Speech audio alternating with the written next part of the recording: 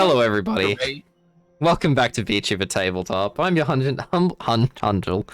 Oh my lord! I'm your humble dungeon wizard, Merlin the Magister. Say hi, everyone. Hello. Hello. Hello. Oh yeah, hello. Just getting shit on behind the scenes. Don't mind this. We don't shit on anyone behind the scenes. We it only was piss on them. yeah. Unless it's consensual. Of course. Oh my god. Sorry for the wrong intro again. I'll promise to make a new one for next time. Is that 2 episodes in a row? That's we've 2 made a episodes. scapegoat? Maybe. Isn't it 3? Oh god. Oh my lord. Anyways, in terms of announcements, we have the ability. We have donations now. Whoa. Ooh. Yep. If you do hashtag, oh no, not hashtag, exclamation mark donate, it will send you to the link. So now you can donate directly to us, and we don't have to give it to Twitch Daddy. So if you want to give us money directly, we are aiming to get new character art. Woo! Your current donations and gift subs and all of the hard work you guys have have put in so far, you guys will be seeing the outcome of that hopefully soon, over the next few weeks and maybe hopefully in a month. We have some secret stuff coming. Apart from that, go buy our subclass supplement, Hopes and Wishes, on DM's Guild. And I think that's about it. Let's hashtag plug ourselves. Keep you on your toes. Astrid. Whoa! Oh my god! Hi everybody, I'm Astrid Arcana. I stream here on Twitch, games most of the time. Yesterday we actually just started Fallout New Vegas, which I'm very, very, very excited for. I've got the Fallout bug, if that's a thing. It is now, because I have it. And I also make a bunch of art. If you wanna check any of my stuff out, you can find me at Astrid Arcana, Twitter, Instagram, ka-chow. Very cool. Also, just a quick question. Detective Vossler, did you put another level into Warlock? Are you Warlock 7 now? I am Warlock 7, yes. Yes, cool, thank you. Windy. Yes. It's me, WyndhamVossler. Detective VTuber and part-time catboy.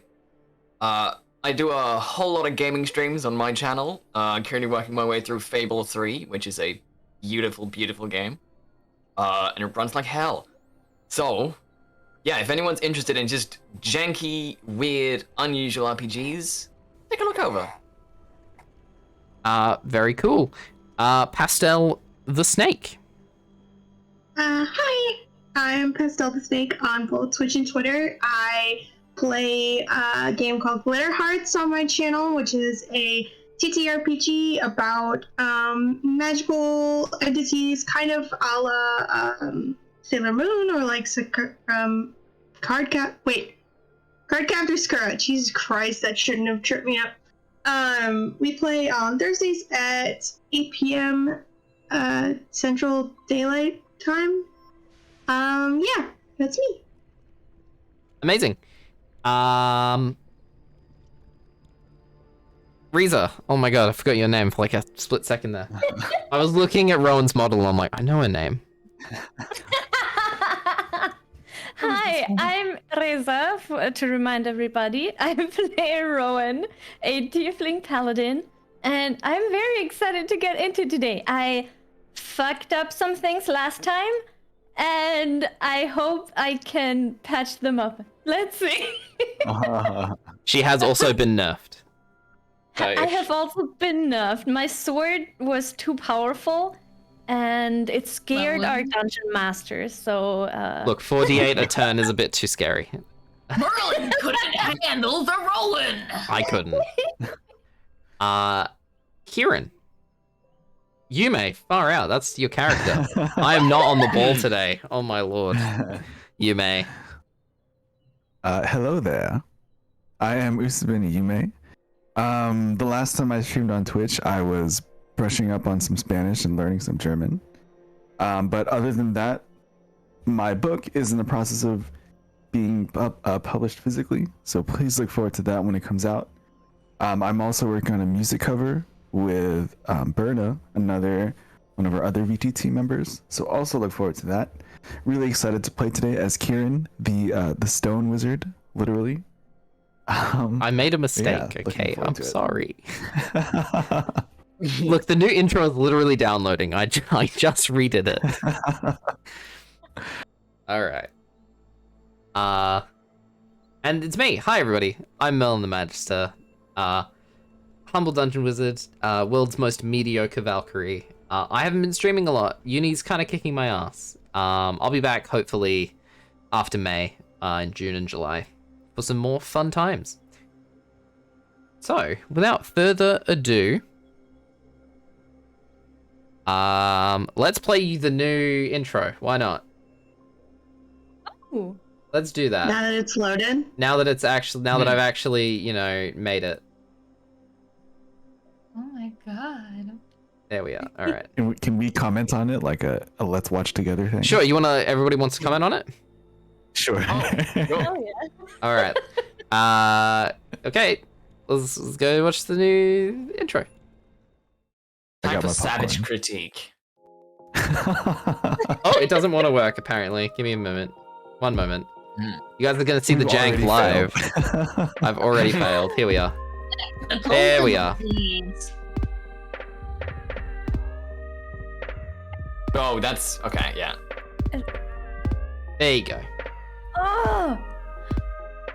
Hell yeah. Who's that? Don't know. What? You're the sister. Ew! Don't. Ew, boo! They don't even go here. I just have a lot of feelings.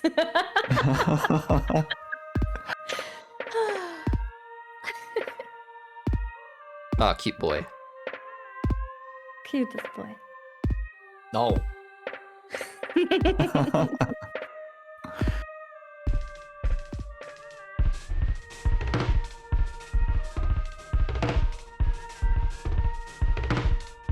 There we are. You're all fixed, Yume. Happy?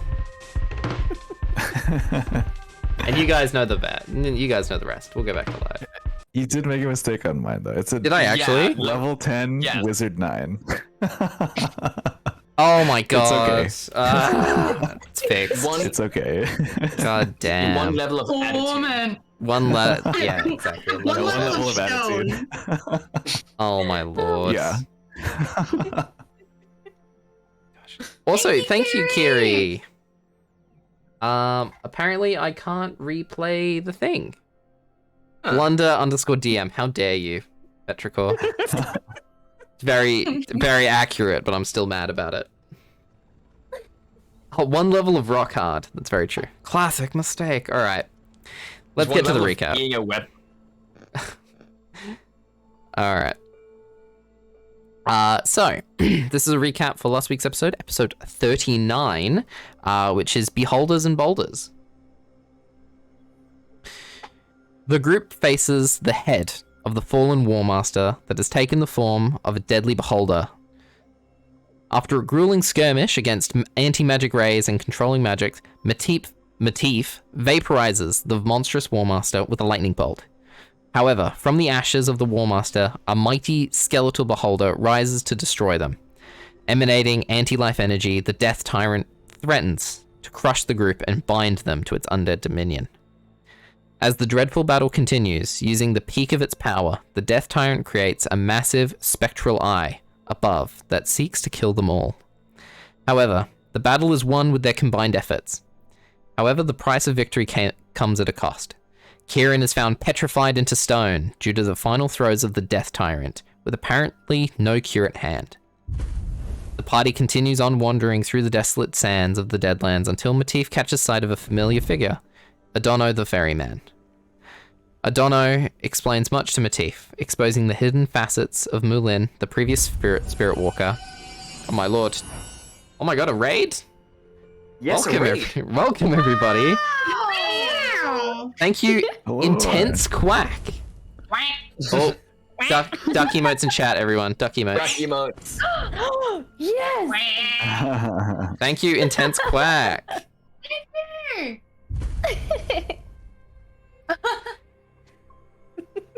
Everybody quack in chat. Can I get a quack in chat, everybody? Can I get the quacks in the chat, please? Yeah, Quack, I'm gonna go back and repeat this paragraph. Adorno explains much to Matif, exposing the hidden facets of Mullin. And thank you, Kiri, for the tier 1 gift sub. Exposes the hidden facets of Mullin, the previous Spirit Walker, the consequences of the sacred instruments, the presence of heralds within the group. Matif shares all this information with the group. However, a handful of small secrets are able to create tension, causing unease and distrust amongst them.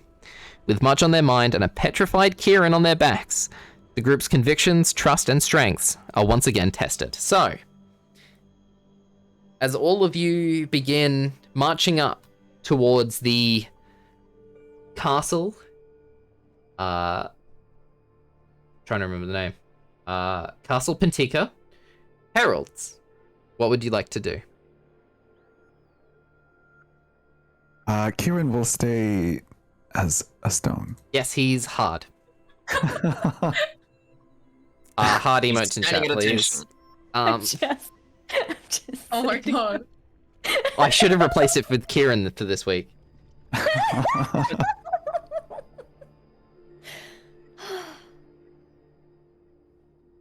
So, heralds apart from Ciaran, who is in fact not a herald. Anyways, what do you guys like to do? I don't know if anyone has anything to do before we get to the tower, but I want to get there as quickly as possible. Okay. In true Can Matif I- fashion, begins power walking. Can I like pick up some of the flowers and like investigate them while we're walking? Sure. Make a nature check. 12. 12. You're pretty familiar with nature. You've been a farmer for most of your life. You love nature. You can literally turn into an animal. These flowers don't seem to make any sense to you. You look for all of the normal kind of signatures of like leaves. You pick up the leaf. You don't see any signs of veins within the leaf. The stem doesn't appear to be you snap it off and you look inside and it appears to be like a soft stone of some kind. As you kind of like run the flower between your fingers, it almost immediately turns to this red dust.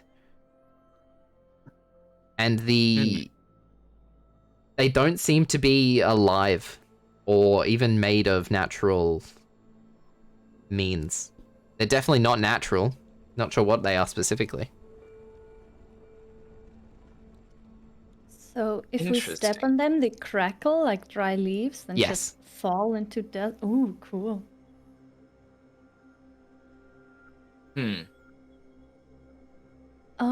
As we're walking, may I catch up with Matif? Yeah, I think I would like to fall back actually to talk to Emmyth. Sure. Where is she right now? Emmyth, where are you? Having a crisis again, at the back of the group, pretty much. Over the news of being angelic, not as a compliment. Yeah, I would like to fall back and match her pace and carefully ask, or carefully say, I'm really sorry about saying that so suddenly. I didn't really know when to tell you. I should have picked a better moment. I'm really sorry. And I'm sorry I haven't told you earlier yet.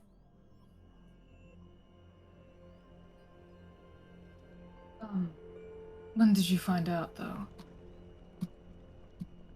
Mm, How long did you know? I think I learned it in Schoberg the day before yesterday.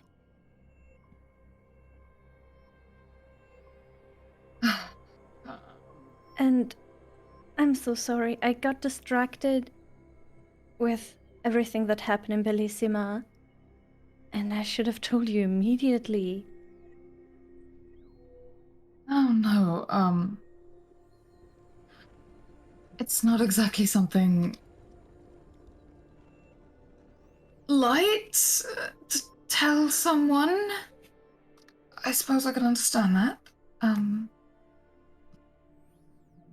I'm sorry you had to hear it through me. I think it would have been better delivered by your father. I should have advised him to talk to you.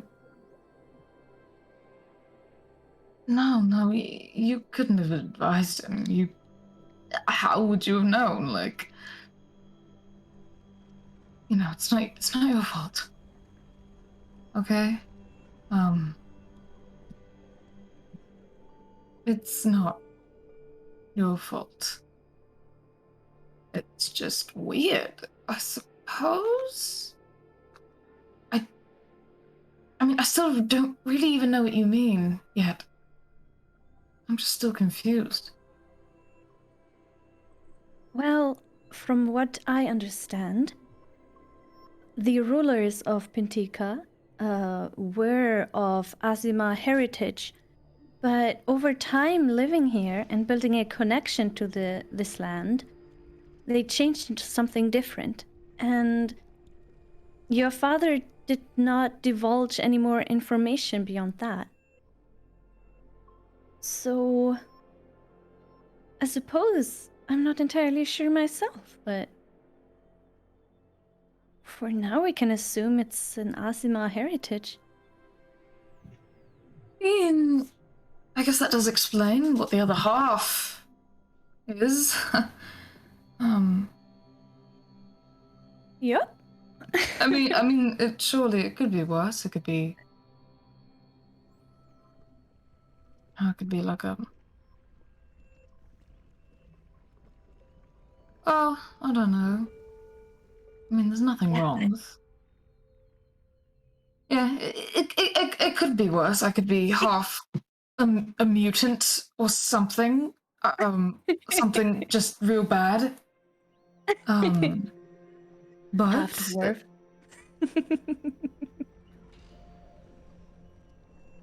Well, no, you know what? I'll admit, there's a few traits that I could definitely get from dwarves. They're very good in certain aspects of life. What?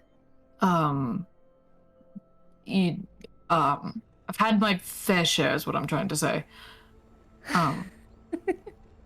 Yeah. So I'm just saying it wouldn't be that bad because I don't know if it's a genetic thing, but the stamina. What the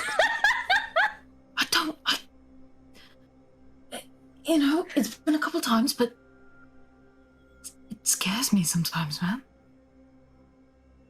It scares me, Ro. Your stamina? What? Did I miss something to know? Oh no! Oh, I'm just talking about they're really good.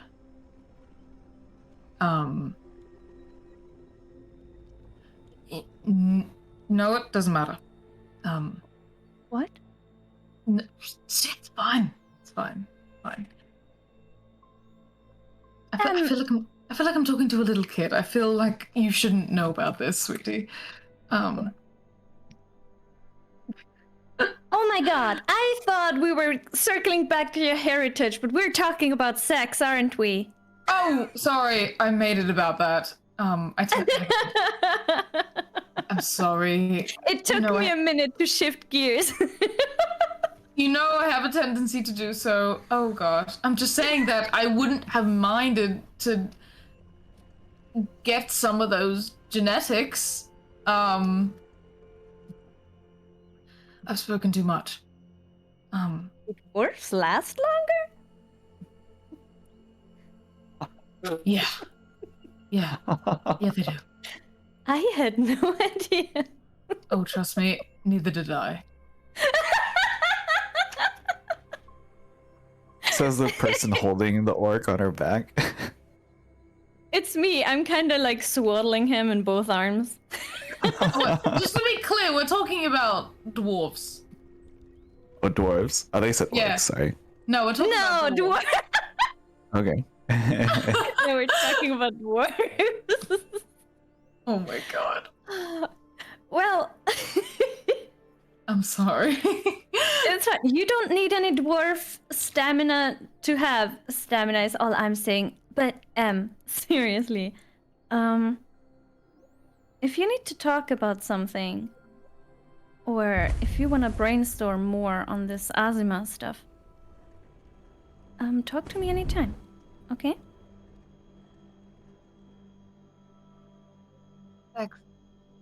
Thanks. I know it's just your accent, but you said asthma. Okay. Like all I could think of was that she has asthma. You just got a cough. She genetically just got a cough. Like, Your asthma. Only half of you has asthma. Demi asthma. Demi. Pastel's being savage today, my gosh. Wait, how do you say the race? ASMR. Is that ASMR? Really? ASMR, yeah. Yeah. Alright. Oh my god. I have heard some people call it ASMR, though. I have heard Okay. that. ASMR. Asmir. Esmir. Anyways, bring it back. Bring it back. Yeah, Sorry. well, in German you say Azima, so I was just like, I'll just say it like that, I guess. Alright. It's adorable, don't worry.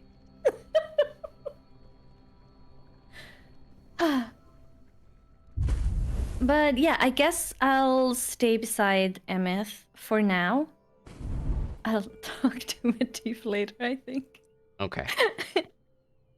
Dante, after you, actually, Matif, what are you doing other than storming off? You want to do anything else? Not unless someone comes up to me. I think he's trying to quote unquote like take some time to himself. Okay. Fair enough. Dante, is there anything you wanted to do after investigating the leaves? No, I'll just follow along with the group, and we'll come. Cool. Eventually, you guys all make it up to the castle. It's at the top of this big hill.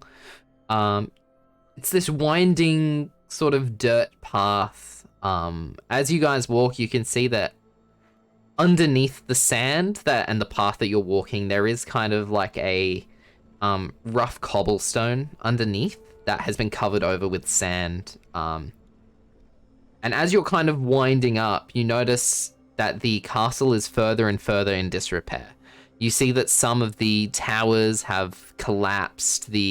Some of the supports are completely broken. Much of the visage looks broken, which Ciaran is currently stoned. So let's go with Rowen and Emmyth. Since you guys would be actually everybody make let's go with history checks. Mm-hmm. As we are walking here, whenever I walk past the pebble, it's a natural 1 again. I just pick it up and put it like up somewhere. Okay. Good natural Whoa! 20. Dante and Matif. You guys are the least distracted as you're walking up. Rowen and Emmyth, deep in conversation. As you guys are approaching the castle, and you guys have heard roughly from Emmyth and from Rowen, like how long this castle should have been abandoned, right? This castle should have been abandoned roughly 40 years, right? If they abandoned it after the death of Emmyth's mum. So as you guys approach the castle, This does not look like 40 years worth of damage.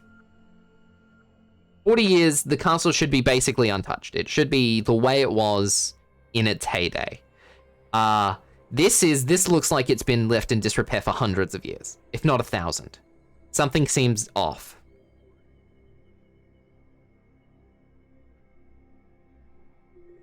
Okay. Hmm.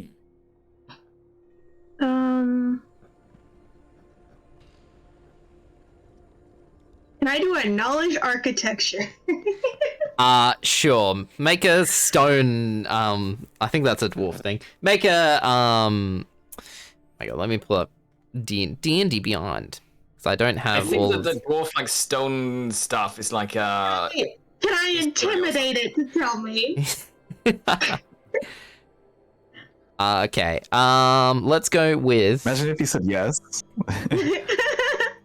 The castle starts speaking back to you. It's hard to intimidate a castle. They're a bit stone-faced. Look. My god. What do you want to know? What are you trying to find out? Okay, so you're saying that, like, this is more than 40 years of damage. There are a couple things that I'm trying to make sure are not true. As Matif is paranoid, we have not gone into the future.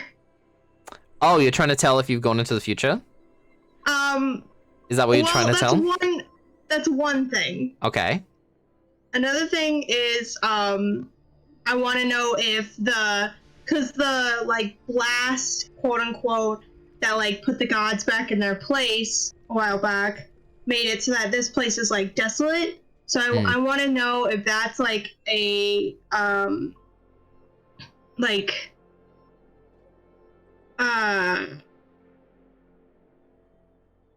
an effect of that. Like, if this is, like, one of the... Okay, make an Arcana check for me.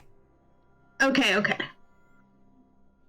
Imagine me failing this and believing that we've gone into the future.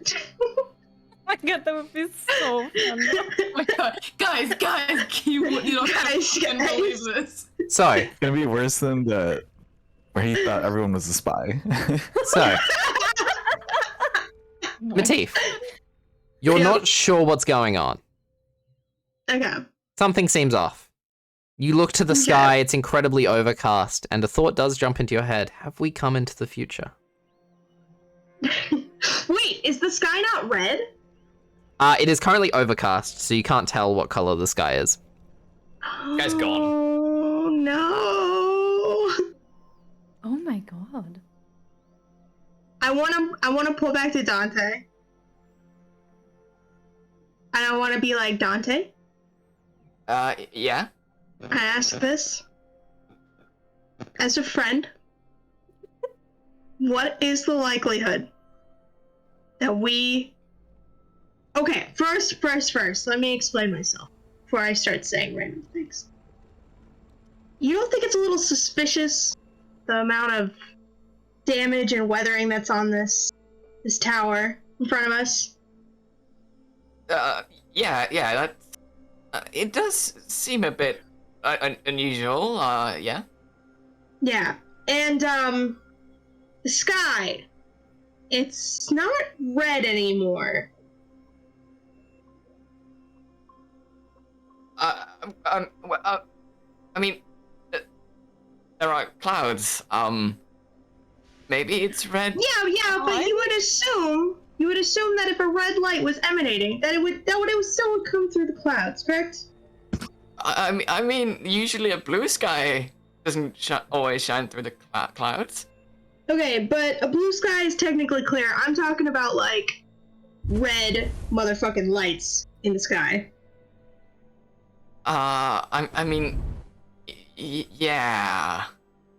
Okay, so, how likely is it that we are being shown one of the possible futures? The future? Is that even possible? A la Christmas Carol. Dante, you remember your Christmas? time... You remember your time growing up in the, oh my god, I'm forgetting your town name. Kartoffel. In Kartoffel. And you remember hearing about this ancient, like pagan tradition, right? Not the gods that you worship now, of this thing called Christmas, where they would worship a tree filled with presents. Aha. Matif, I don't know what this has to do with Christmas. Have you never seen A Christmas Carol? The play? No? It's about, okay. Now I gotta explain Christmas Carol while we walk. So, it's about this terrible, terrible man. And I'll explain Christmas Carol to him. Okay. What? Dante, Matif goes into this long lecture explaining this ancient elven myth, this story they would tell to children called A Christmas Carol.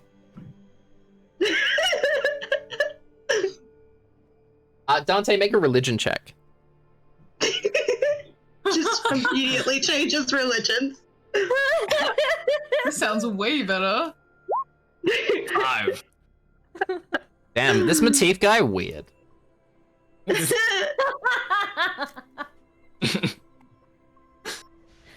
think it's a little bigoted of you to start judging me for the traditions of my town. But go off. I mean, the only plays I've ever watched were about potatoes. Okay, but you see my point, right? I get it, yeah. Just... that seems a bit... strange, like... Why would we see the future? Well, obviously to help us make a decision. I mean, yeah, but like, Lev Minsk was just here. They could still be alive. I mean, would Lev Minsk also be seeing the future? Or is it just us? No, it would be us in the future. Lev Minsk would just be in the future. He's not from the past in the future. He's just from the future.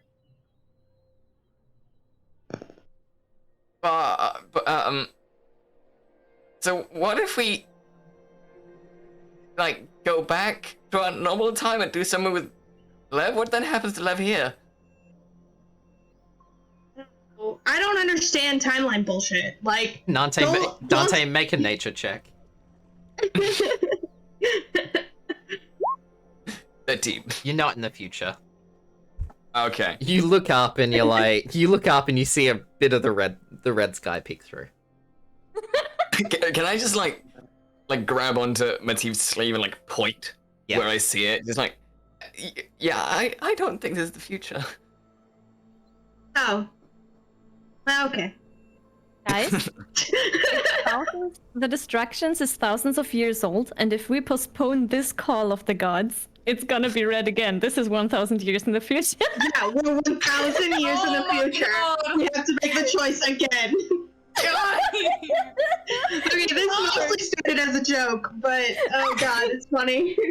The likelihood is becoming more and more. You guys have stumbled upon the crux of your decision.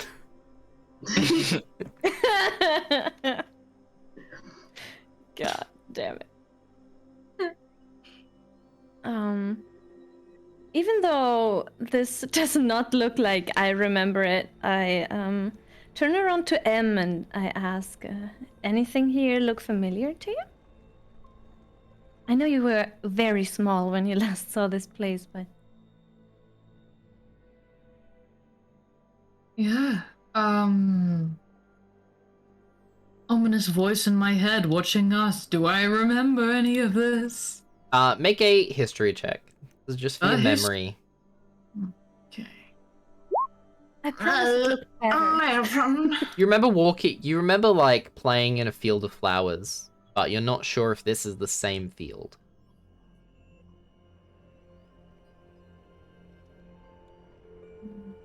I'm not sure. It's okay. I'm not sure if this is it. Yeah. All right.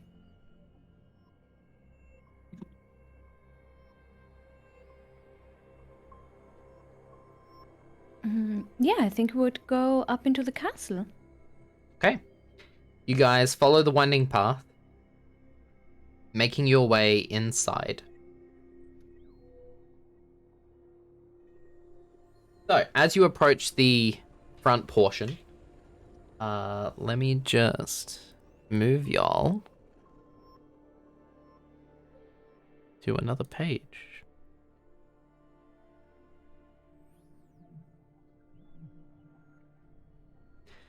You guys find yourself in a completely empty hall with imagery of a sun emblazoned on the floor in the tiling.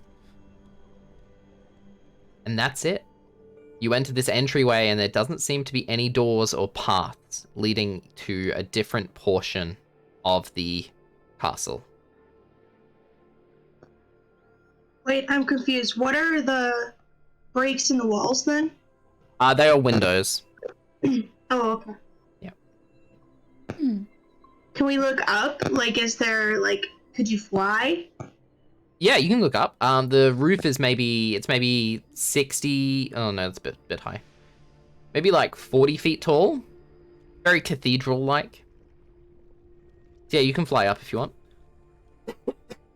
Yeah, we've canonically said that Matif can ride his dust devil, right? Well, you also can fly because of your cape. Oh, fuck yeah! Yeah, let's just do that! Yeah. You begin levitating up. Yeah. Are you looking for anything in particular? Like, a way to go to the other parts of the tower, or, I mean... any, like, if there's, like, damage, I would like to look at, like, whether that was, like, because the tower was attacked, or, like, Gotcha. if it's actually weather damage, like... Make an investigation check. Rowen. Okay. This is the room where you were knighted, formerly, and it looks very different to how you remember it. The flooring is the same, but there are no, like, pews for people sitting. There's no, what do you call it? There's no throne in the back room. It's completely empty. 6, you don't find any doors. What you do find, however, is on the ceiling, as you're flying up there, it becomes more and more apparent. There is a giant mural painted on the ceiling. But because you're flying so high up, you can't really make out details. Oh. Do we see it when we look up? Yeah, you guys see it as you look Like, up. I'll watch Matif as he flies up, and then I guess... Yeah, well... I'm assuming we'll see it then. Yeah, you guys kind of watch as Matif flies up and notice the mural at the same time.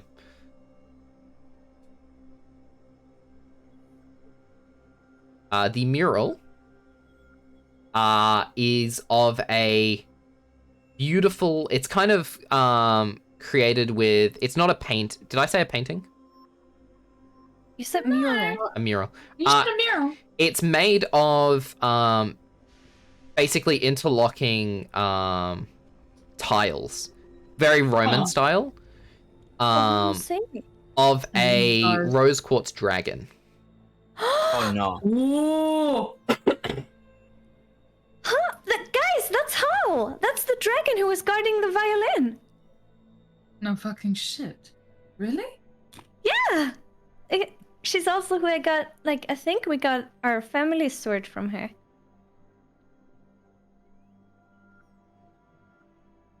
Oh, wow. So is it a good dragon? Yeah, we're not cursed for being in here, are we?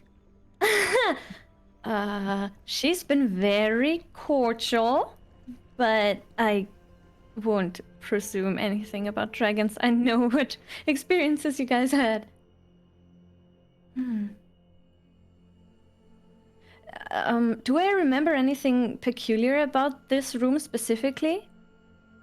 Make a history Like- check. This is a memory check. Mm-hmm. Like whether we can teleport or 19. You close your eyes and think back to your time here, of which you currently have very few memories.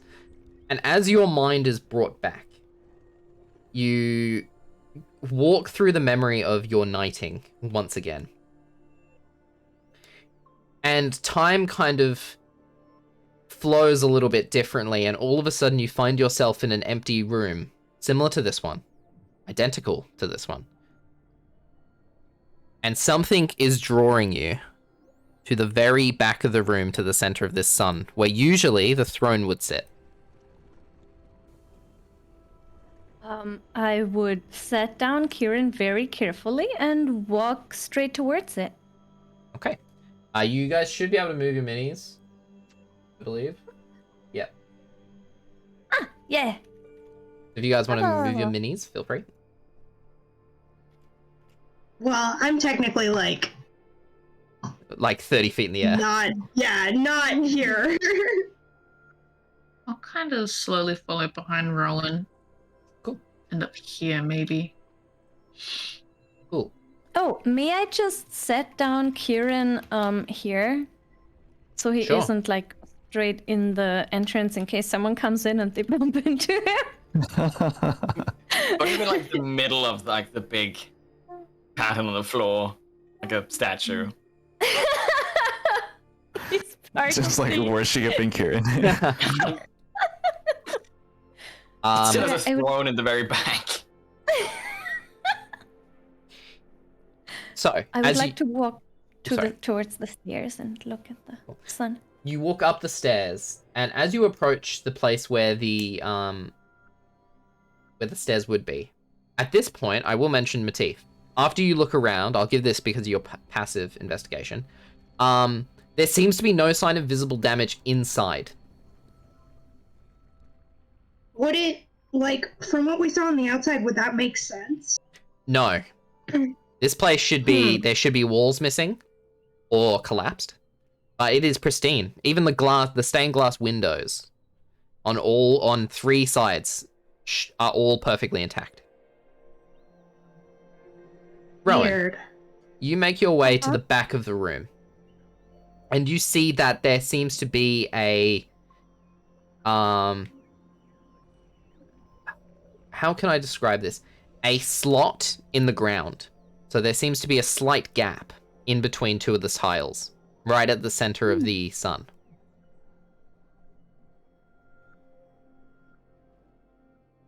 So there's a bit of a gap. Yeah, a very tiny gap. Maybe half an inch? An inch? I would like to walk up and lightly tap one of the tiles that are adjacent to that gap with my feet. It doesn't do anything. The tiles are perfectly shaped, by the way. This isn't like a random gap. Oh. Wait, how big is the gap? Like it's wide, like half, and how It's long is very, it's thin and long. But, sorry. No, it's, oh my gosh, how can I describe it? it? In centimeters. X-axis and Y-axis. Okay. It's... Sorry, I need to do some measurements here. Is it the correct shape for my sword? Yes. I would like to put my sword in that. Oh my god. You unsheath your sword, placing it into the hole in the ground. It perfectly fits. And as you put it down, as you slide it in, God, you hear a click.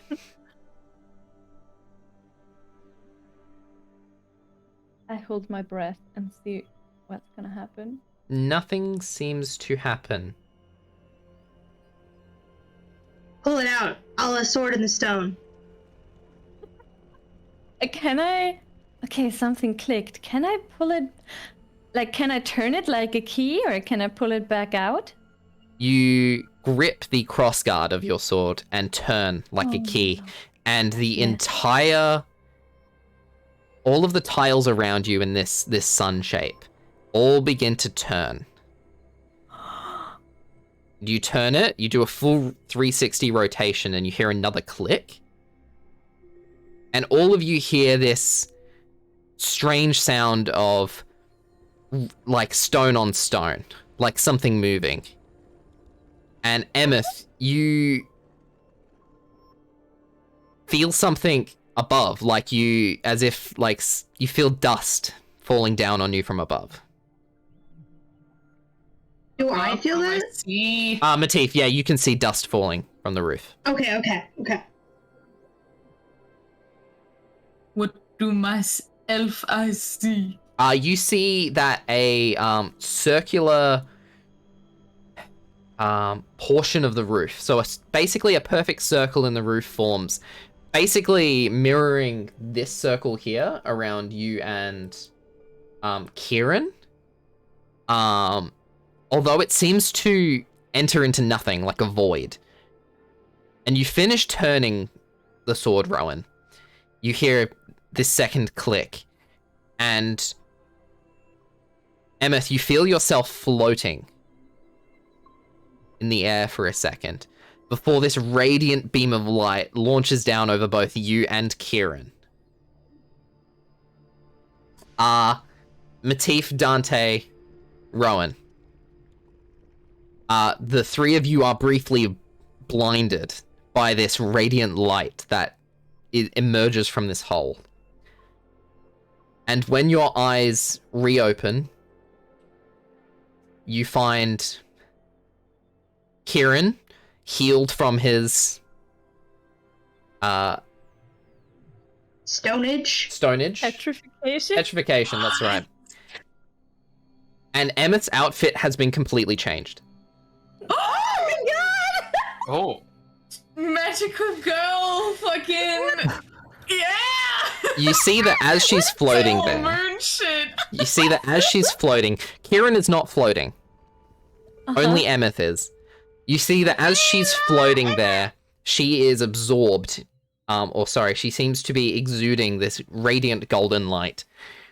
And kind of floats there for a second before she begins to float down slowly. The light fades, and you see that Emmyth's hair has regrown gloriously. What?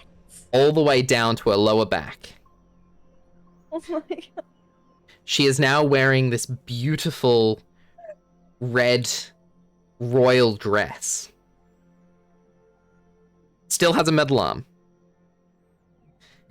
And her elf ears have healed from not healed, but they have turned from the regular half-elf short kind of ears into the extremely long classical elf ears. No fucking way.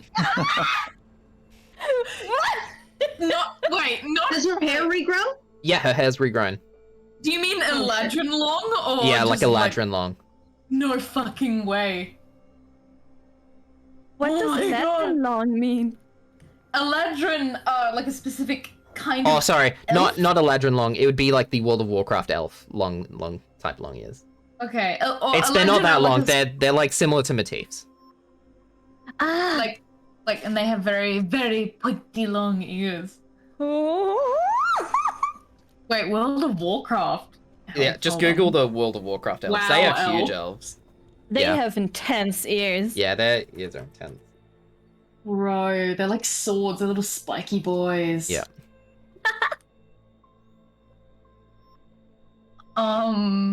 Dante and Matif, you guys are on the very edge of the radiant energy pouring from the ceiling. And both of you get hit very slightly. Matif. The one tip of your ear, which has been missing for the longest time, slightly regrows to match your other ear and heals. Dante. Oh god, is he gonna grow into huge trees? As he gets hit slightly with this radiant energy, and Emmyth, as you land on the floor, all of you see the radiant energy kind of bend to absorb Dante, and you see him float up, very similar to Emmyth, not as high. He floats up, and he too is absorbed in this radiant golden light. And he lands on the floor, and you guys don't seem to see any difference at the moment. Do I feel any difference? You feel kind of buzzy. Is he still growing that fungus out of his back? The branches? Mm-hmm. You can ask. I think it's kind of visible. Yeah. Dante It's kind poking of... holes in my shirt. Sure. Seems to be gone. Oh, I get... Oh. But Dante, you do have this, like, weird sensation in your back. Like you're holding in immense pressure. Dude! Dante, take off your shirt!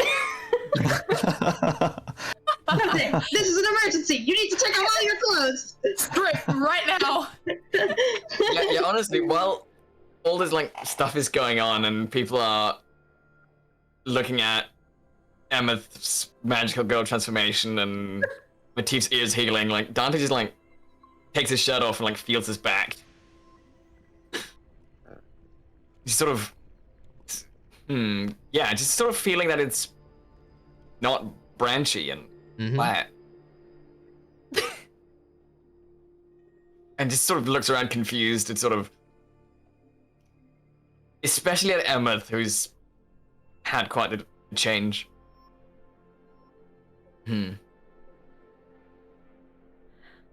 I've probably Does anything been... happen? Oh, sorry. No, you go. I just wanted to mention I've just kind of been internally screaming this entire time because I wasn't sure if I was hurting them or not.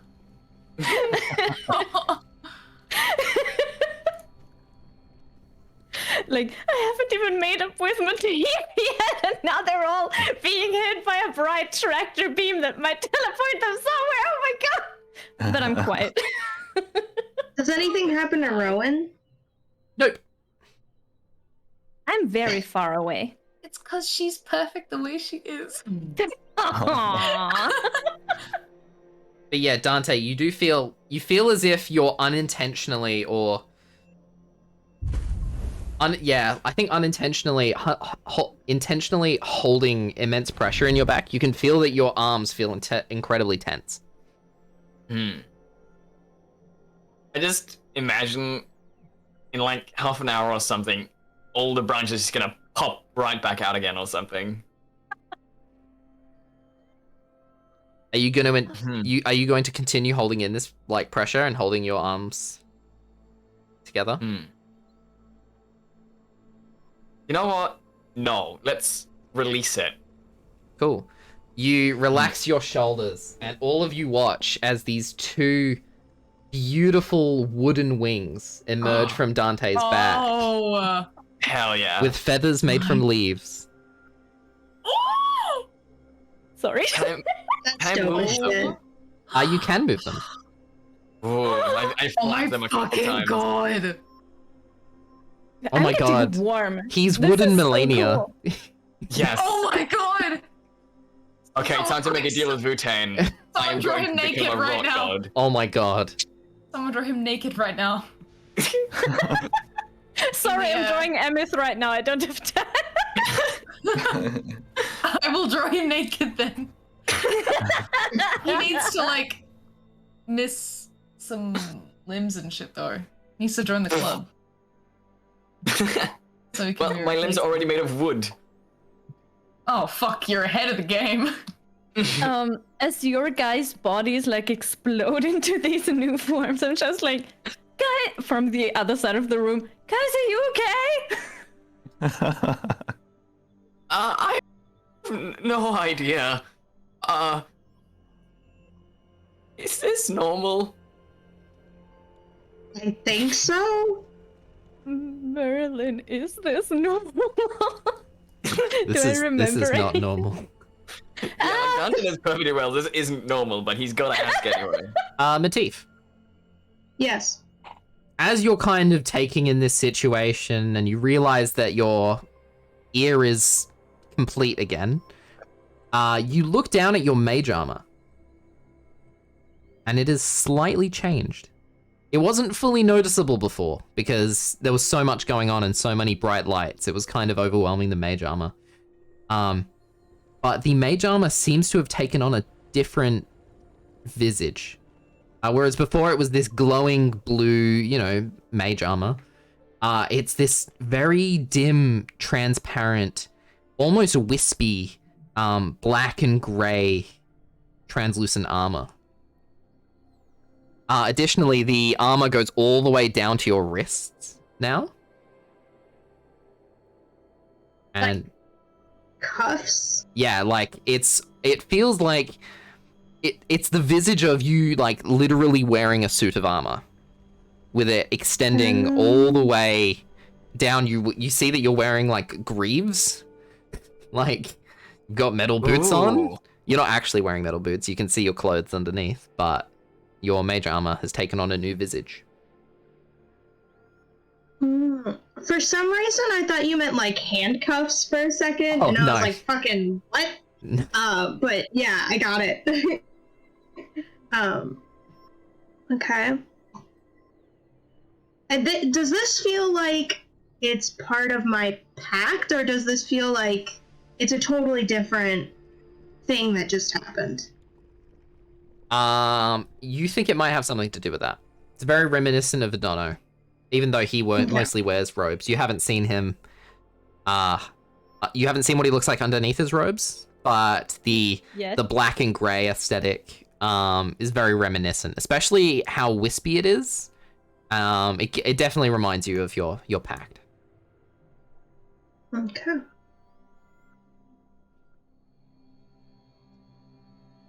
And Ciaran is now He's not hard anymore. unpetrified, correct? He will use the telepathic bond that him and Charlemagne have together to figure out where he is. Okay.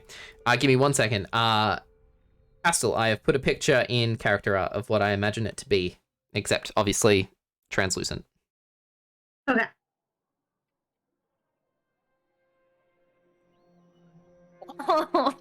Sexy as shit, dude. Yeah, man. That is so hot. Oh my god? Step on me. Oh my god. Ciaran, you form a telepathic bond with Charlemagne. Do you cast Tiny Servant? Not at this moment, no. Okay. You can only talk to him whilst you have the spell cast, and you do not currently have the spell cast. Okay. Well, then I guess looking at the person next to me, Emmyth. Emmyth, you look quite different. But do you know where Charlemagne is? Huh? What? No idea. I'm like way too distracted by what the I believe he's fuck in your just bag, happened. Ciaran. I do believe he's in your bag. He wasn't activated after you slept, I don't believe. Okay. And I will just take him out of the bag and say, hello, old friend. Sorry for leaving you behind. And I'll just pet his head. Cool. Additionally, as you guys are freaking out about your new changes, Emmyth and Ciaran, you guys are at the center. You guys notice that a spiral staircase is beginning to slowly form around the center of the circle that you guys are standing in. Emmyth, maybe we should get out of this spot in the room. Shall Oh, we? yeah, but it's not tripping me up, I'll just start to slowly walk down it as it forms. Forms, yeah. Cool. Emmyth begins Just out of walking down this. Blind curiosity. Cool.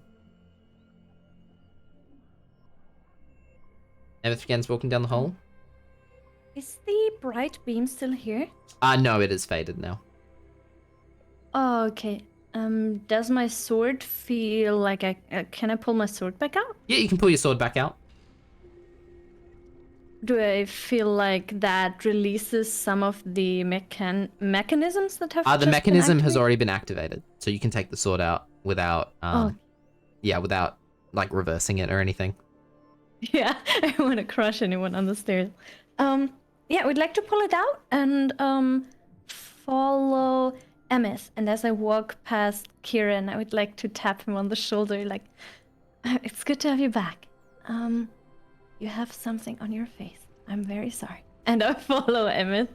That's the pressing issue right now. It's like, something on your face. Oh yeah, Ciaran has a dick on his face. That's fucking right. I drew that. Yeah, he did. A dickhead, you he could say. probably goes to wipe it off, but it's on the wrong side, and he still has it on his face. Yeah. Aww. That's so cute. Dante, your wings seem to fold back and disappear into your back. Aha. Bro, that shit's lit. Sorry. Can I like Just make them disappear at will or something? You tried to summon them and it doesn't seem to work. You know that they're there, you can feel them, but yeah. So what this means for you, Dante, is if you would like, you can take on the ASMR race, if you would like. Oh. Or stay halfling. This is a choice for you. You can weigh it up. Whoa. You can weigh it up. Oh my god. Yeah, I'll be looking at that for a couple of minutes. Yeah, sure. That's huge. It is. This was the moment we leveled up. Guys, level Yeah. 10. Canonically. Yeah. Hopefully, this is the moment we leveled up. Like shit, I feel weirdly stronger all of a sudden. This exact moment. I'm feeling 10 out of 20. I assume we've healed all our hit points. Sure. Oh, Go would that on, have take a killed long our hit rest. points? Take a long rest, everyone. no! Because you're like, oh, you healed all these things and you become who you are. And I'm like, so I get 30 hit points back, right? I get all my spell slots back, right? I love that Crystal's priorities are at. It's fantastic. It's like, here's all this cool shit. We get the long rest, right? Please tell me I get my slots back, right? Oh my god. That's so funny. I'm sorry. Yeah, because all I care about in this game is mechanics and being the best, the min-maxiest character that I can. Winning at D&D, yeah. Cool. So, Dante, Ciaran, you guys follow Emmyth and Rowen down the hole? And Matif, you guys follow down the hole? Yeah, and Yeah. along the way down, I'll just say, "Hello, Master. I'm back." Who do you say this to? Who are you saying that? The only one Ciaran calls Master is Dante, so to Dante. No, he calls Matif Daddy. There's a difference.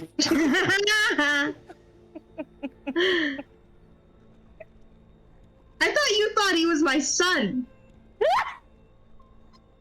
Yes. So, you guys walk down the hole. You walk down the spiral staircase. And as you walk further and further down, you notice that there are torches with this strange white-grey light that seem to flicker on as you approach. And as you walk further and further down the hole, or down the spiral staircase, you notice it gets sharply colder and colder. You walk for several minutes before the staircase ends and you enter into a slightly wider chamber that goes on for about 10 or 20 feet before you see a large quartz encrusted door with two kind of slots on either side. Similar to the ones you saw before, Rowen. There are two slots in the wall, one on either side of the door. I look at Em, like, kind of scanning whether she might have a sword with her. Huh. Well, there seems to be another one of these mechanisms, like in the room before. As I say that, I would like to once again put my sword into one of the slots. Mm-hmm.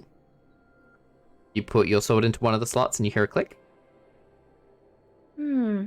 Will follow her lead and put my rapier and see if it fits into the other one. Your rapier does not fit. Ooh, put the time sword. Ah, yes, That's the also hourglass. rapier, right? I'm sorry, I forgot what it was called. The time one! I'll take out hourglass and then see if out that of works. Ciaran's pocket. I can't remember who has it. I did give it to Ciaran. Yeah, Ciaran has it. Okay. Yes. Well, in that Well- case, I'll go and ask Ciaran for hourglass. Yes, and he will give it to you. We'll see if that works. Cool. Emmyth, you put hourglass in. It does fit. Oh. However, you don't hear a click. And as you try and like push it in, it's almost like a magnet against a two magnets against each other. It seems to be like pushing off. Oh. I don't May- think this is working. May I try to reach out to Eve? Okay. Oh. Maybe think back to when I met Hall and summon Eve, who would have identical armor. Mm-hmm. Okay. Do I have to roll?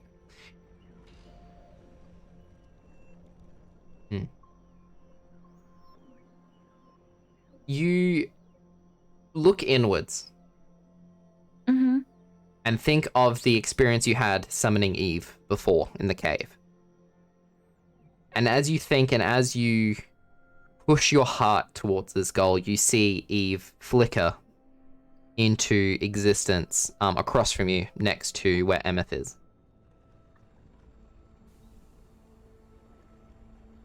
Oh my god. I would like to look at her and like nod at her sword, like kind of like, could you please do the same as I am? She nods. So Eve cannot speak while she is in her echo form, Oh, I see. but she nods. Wow. Wild right now. Oh. She motions for you to pull out your sword, Emmyth. I do so. And as she positions her sword to push into the into the slot, I'm so sorry. you see that her sword is different to yours, Rowen. Really? Back in the cave, it was the same, obsidian sword with the rose quartz encrusted. But this one is unfamiliar to you. What And does it look? what does it look like? It seems to be a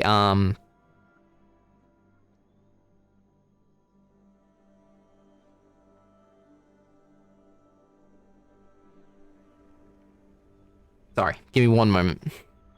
It's okay. I thought he cut out, not gonna lie. No, I'm thinking. Oh my god.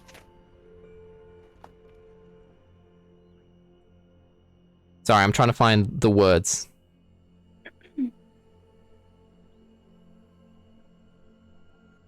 Sorry, I need to look at sword types. I'm not good at... I haven't memorized all the rules, guys, surprisingly. Fake DM. Fake DM, I know. Fake DM doesn't have the entire book series memorized. Janky stream. Absolutely jank. Oh, you're a DM? Recite all of the player guide. All of it, word by word. I can for grammar, most of it. Points included. Can for most of it. Grammar included, though. Where are the full stops? So sorry, guys. Give me remind one me moment. later. I'm trying to find a I thing. have to tell you guys this text I got from my grandma, and it's so funny because it's like I think she does text to speech. Oh my god. Oh no. Okay. So you see that it is a seems to be a type of short sword. On it you see there seems to be 3 different colored crystals. And there seems to be writing on the blade, although you're too distracted right now to try and read what's on it. Okay, do I catch at all what color those 3 crystals are? Yeah, red, green, and blue. No. Oh. Wait a second. And as she as she places the sword inside the slot, both of you hear a click. And she motions for you to turn the sword, and she turns it similar to how you did in the other room. Alright, I'm turning it. I'm so sorry. Did Lucy? Was Lucy's sword a short sword? Yes, it is. Because he's a dex fighter, not a strength fighter, like you.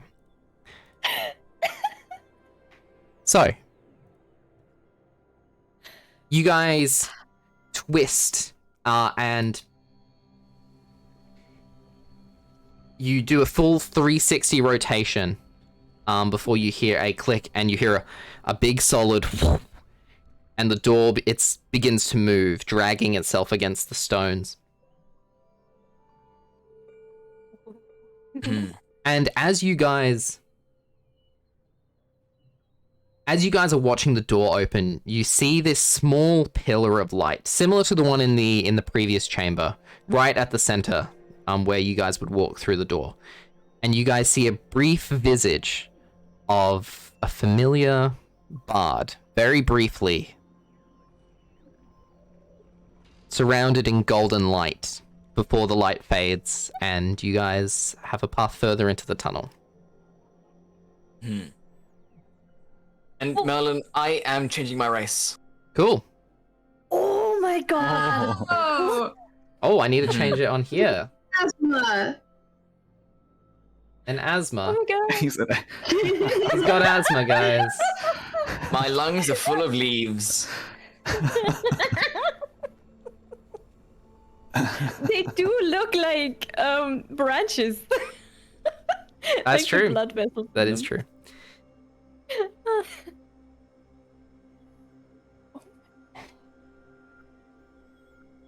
So, And should I just like change my? So that changes my stats. Should I just make sure they stay the same? you can redistribute if you want.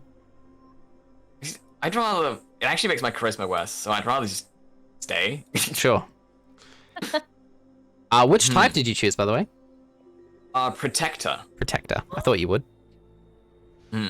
I mean, I thought it would Where you be... fly. I think the you would have... Necromancer one would be funny, but it doesn't fit my vibe. No, I thought you would go Scourge and just turn into this death machine. It would be cool. I God. was imagining like flaming leaves. Go full Melania. That's what I was imagining. The funny thing is, while I was weighing the options, I thought it that the exact thing. Yeah. But I don't think the Scourge one gets to fly. No, it doesn't. Yeah. Mm. And I still get to deal bonus damage as a protector. So, That's the thing about Dante. He doesn't try to do a lot of damage. It just happens.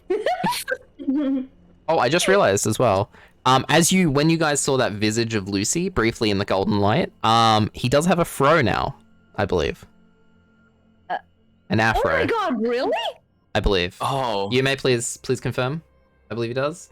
He does. He does indeed. What? What? Why? Why? Is it the acid that burned away his locks? It's just his natural hair. Oh my god! Why were you straightening it? He's extra. It's Lucy. What did you expect? You didn't have it straight. He had it braided. Yeah, he did have it braided. But okay, That's true. okay. Oh. He did have it braided. I I'm just forgot remembering about back to the that. original art. Yeah, he did have it braided. Like, is it? It's not coils. Is it? I don't know what the name for it is. Please continue. It was So, braided. It was put up. you guys, have the door opens and you have a path further down. Is Eve still here? As you finish opening the door, she looks back to you and she kind of gives you like a mini salute and she fizzles out. Aw. May I, before that happens, I know this makes no sense at all, but I wrote her this letter explaining everything that's going on right now. And I know she's not real, but can I hand it to her? Okay, you hand her this note and she grabs it. She physically grabs it. And as she fades, the letter itself turns into the golden essence that she's made from and disappears with her. Oh, yes! Oh, thank God. Okay.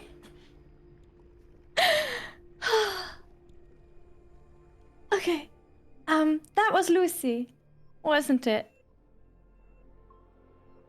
I almost didn't recognize him with the hair and everything. Is that what he looks like? What a strange looking fellow. Hey. Watch it. Watch it, bucko. He says with a dick on his head. Can I just take like a tissue and kind of like you know when your mom is trying to clean your face up? Yeah. Kind of do that with him. Go for it. I'll at least get rid of the dick on his face. Ah, what was that? Was there something on my face? Yeah. What was it? It was a dick, Ciaran. He'll just kind of get quiet and kind of like put his hand on his head, confused.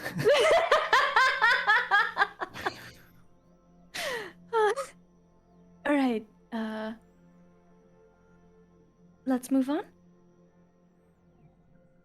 Yeah. Mhm. I look through. Yes. Where are we, by the way? That's a great question. We are in Pentica, in Rowen. Rowen, what the fuck? In Emmyth's ancestral home, but it looks very different. At least the outside did. The inside, very similar, and should be a lot more broke down. We couldn't quite figure out why it looked like that. Can I... What could I do?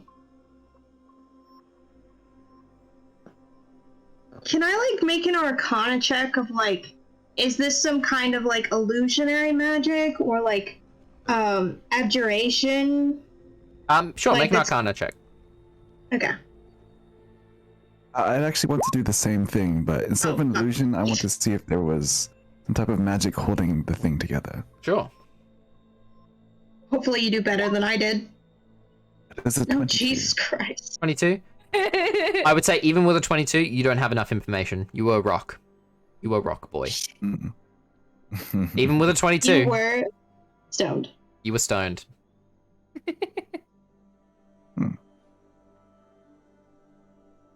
And does Dante look any different, by the way, or does he still look the same? He still looks really hard and made of wood. Yeah, I'm But now he has coming wings. bar. Well, they're not visible right now. Oh my god.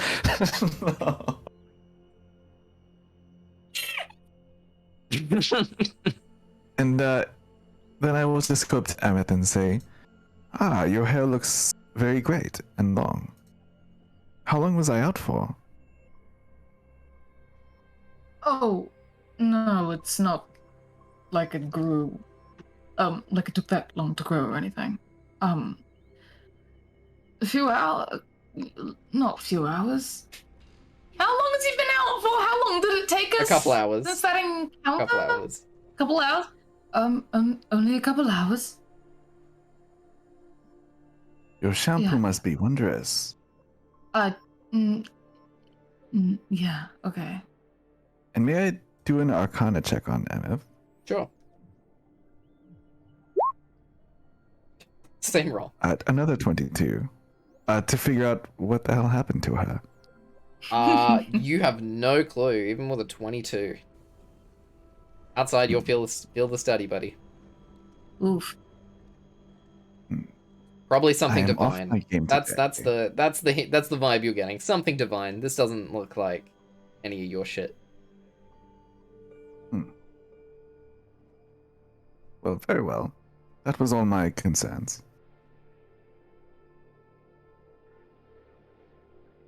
Cool. Anything else as you guys travel further in?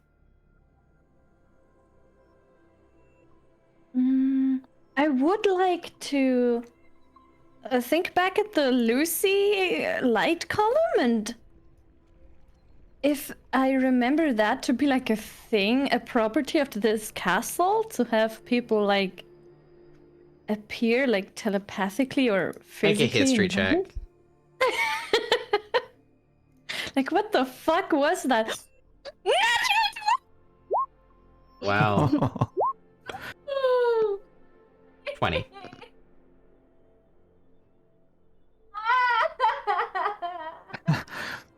You think back. Your memories. You try to connect with them. With a 22. Sorry, with a 20. Natural 20. You've been down here before. But you can't remember why. You don't remember that happening. But you know that you've been down here before. And as you're, like, thinking back, you remember being maybe 16 or, you know, equivalent. Oh, okay. Wandering down here almost by accident. By yourself. And finding your way through this strange tunnel system underneath the castle. So, you guys continue on? Yes, I will continue on. Okay. Despite how cautious I might be. Okay. Can I actually keep my ears and eyes open for traps or anything suspicious? Sure, make a as we walk perception in? check. That is a 20. 20. You travel further in. These braziers of strange white and grey light emerging as you walk further on. Same as when you were walking down. But as you walk further and further in, the torches become further and further placed apart, and you begin to hear the sound of rushing water.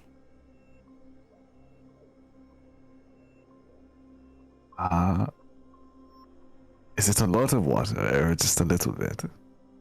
At first you hear drips, and then like a soft flow. Nothing like not like a raging river or anything. Maybe like a very small waterfall. Maybe like, as in like, maybe like, I don't know, a couple of feet. Do the rest of you hear that water? Do we? We all have pretty good. Yeah, after Ciaran points it out, you all hear the rushing water. Or the, you know, the softly water. The soft, my god, the soft flowing water. Would it be wise to head in that direction? Looking to Rowen mostly because she seems the most familiar. I shrug as I remember being here, like as a teen. Oh, I say that actually. I've last been here as a teen. I don't remember too much, but it sure is gonna get us further than just leaving. maybe. So yes, I would walk in that direction. Okay. Oh well. Please lead the way then. I do exactly that. Okay. Oh, and might I just pull out, like, oh no, there are braziers that light the way, right? Yeah, but It's they're not getting further and further far. apart. Oh, okay. I would like to just pull out my sword so we have a source of light. Cool. Can I also do the same with my moon touch rapier? Sure. Ooh.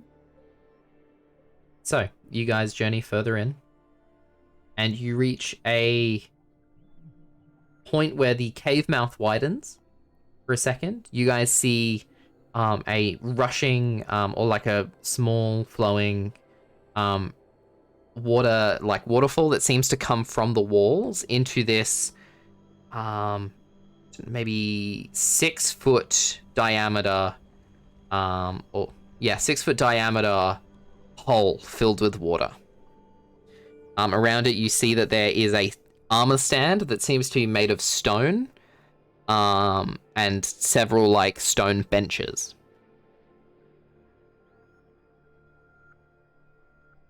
And the path comes to an end. I'm going to assume this is out of the norm. May What makes I you say try? that, Matif? Sorry. Well, this is a castle, right? Mm-hmm. Most castles like this wouldn't be making things out of stone. It would be... How do I explain it other than, like, lavish? You mean Like- marble and gold? Yeah, like, this feels off.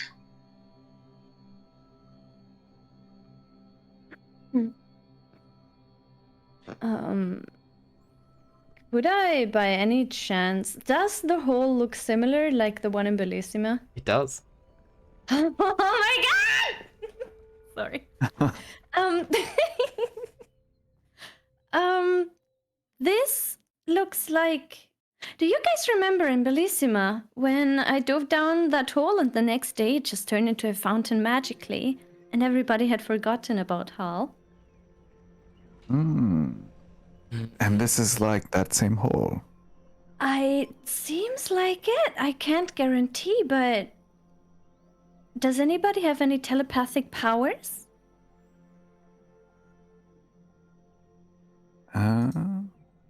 I don't believe Dante any. does with his book. That's I don't know. just regular magic. I don't know. I've got my tiara, I guess. Ooh. Would you like to try to contact her? At all? I know. Oh, I don't know if I can. I'm not sure. I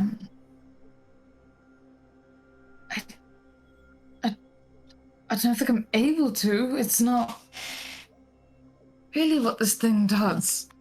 It only kind of works if the person is like right here, you know. Oh. You know, I can only like read minds and stuff. A sweat forms on my forehead. Really?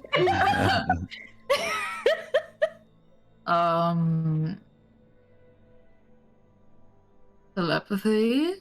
I can get true sight. That's about it. We can't.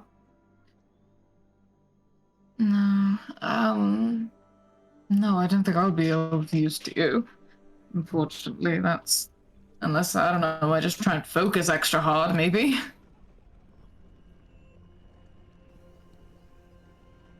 Would you like to have a talk with her? Them? I'm sorry. Yeah, sure. I'd love to. That'd be real fun. You know, how about you hold the sword? And I would like to hand her my sword. And maybe just try reaching out to her.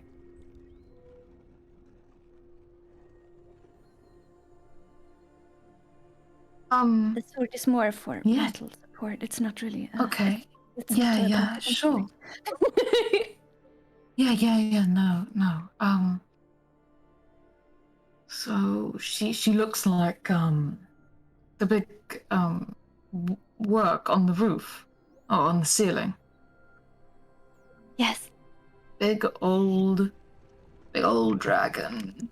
It's fine. Yeah, maybe don't call her that. Maybe politely introduce yourself, but I won't dictate how you interact with her. Trust me, I'm fine. I'm an expert at communication. Uh-huh. I just take a moment to think about every time that I've just aggressively shouted and sweared at people as my main form of communication in the past. Yeah. Karen looks scared. Karen looks at you kind of scared.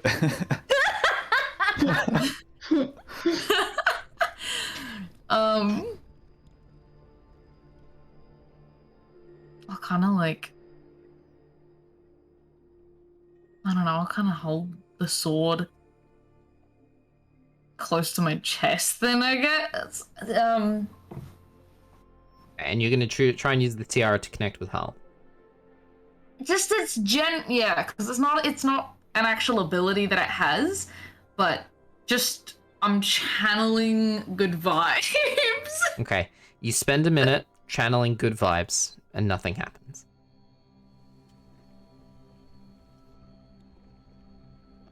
Yeah, I don't think this is gonna work.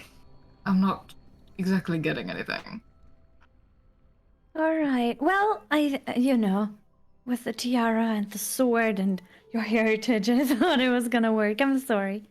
I would like to take my sword back. Yeah.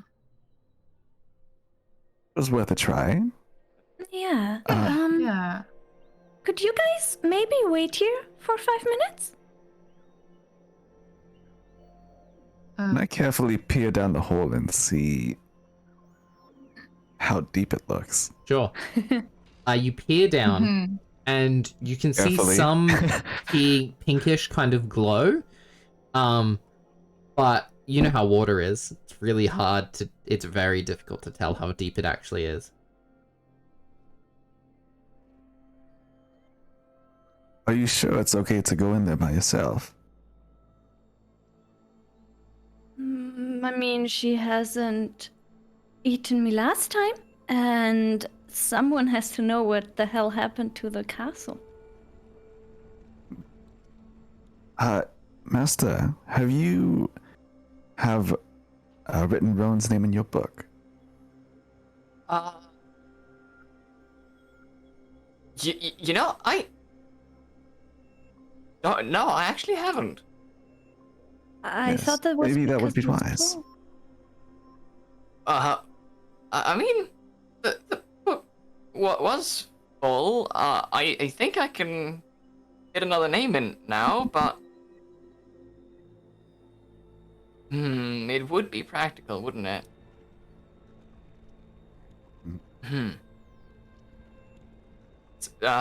So, yeah.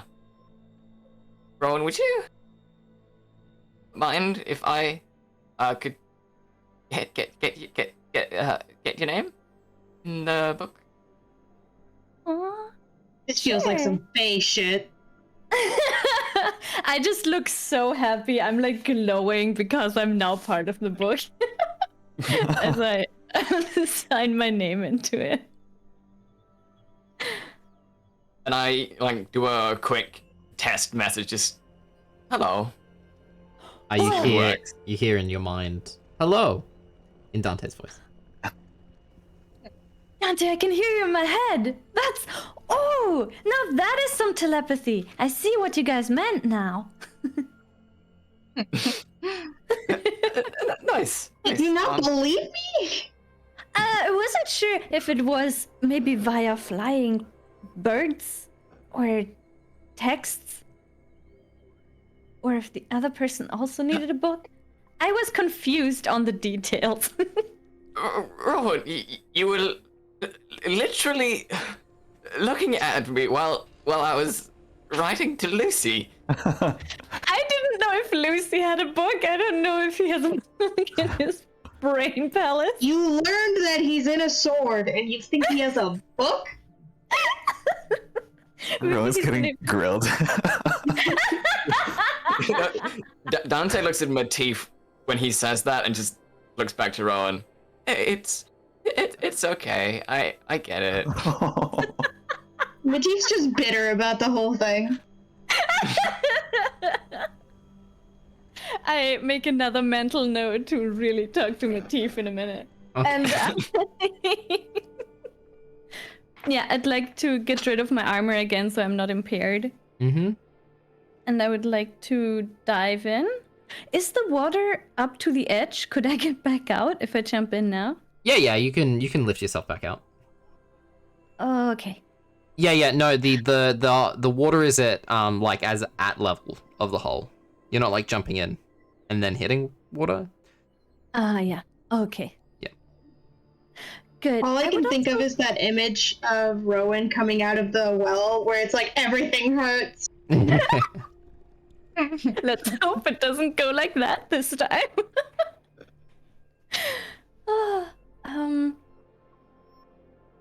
May I, as I jump in, use Divine Sense and see if I feel anything? How far is it? 60 feet? Yes. You don't feel anything other than from your friends. Oh yeah, they're all so angelic. Okay. I just I won't be long. 9 minutes at most. If it's longer than that, be careful. Rowan, And- would you like yeah? me to cast haste on you before you leave? Oh! Yes, that would be a great idea. Thank you. I think I also have a protection spell.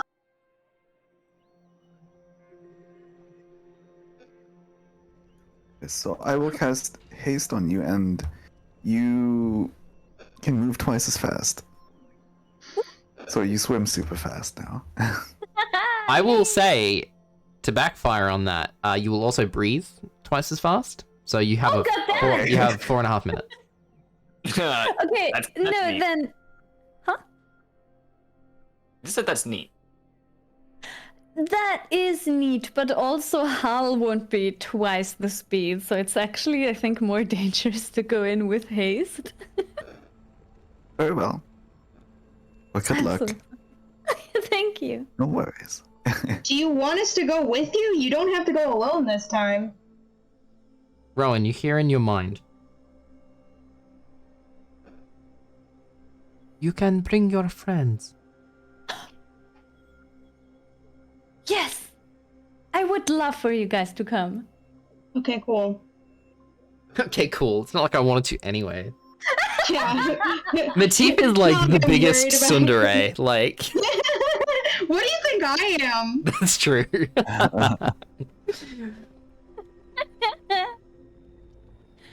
All right. Yes.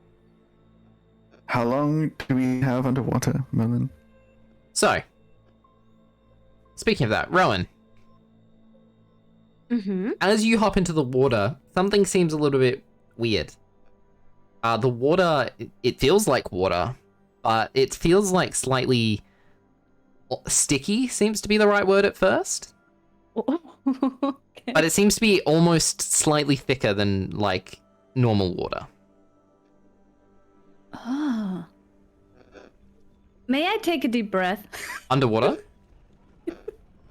No, just a tiny, tiny, gentle Sure. breath. Sure, you take a breath underwater, and you breathe normally underwater. water like that. I'm sorry. I have so many dreams of breathing underwater that I can just imagine exactly what this feels like. Very specific kind of dream. Right? But it's very fun. So, yeah. you guys all get down to your clothes, taking off, excess clothing. Dante, are you hopping in naked and using your hat to cover your junk again?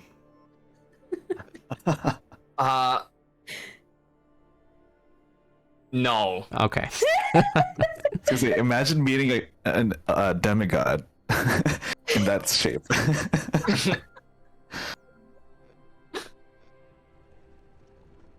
I'll keep the trousers on just for modesty. Okay. Cool. So, you guys strip down to whatever thing you need to swim, taking off enough clothing so you won't be too hindered in your swimming ability. And one by one, follow Rowen down into the hole. The hole is very deep. You guys swim for like 30, 40, 50 feet down this hole before it finally opens up into this huge cave, where you see giant pink or rose quartz crystals growing out of the ground.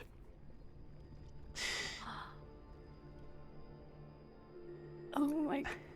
You don't seem to see anything right now, other than the crystals. This is a huge chamber, hundreds of feet wide and across. May I ask in my mind, like, how?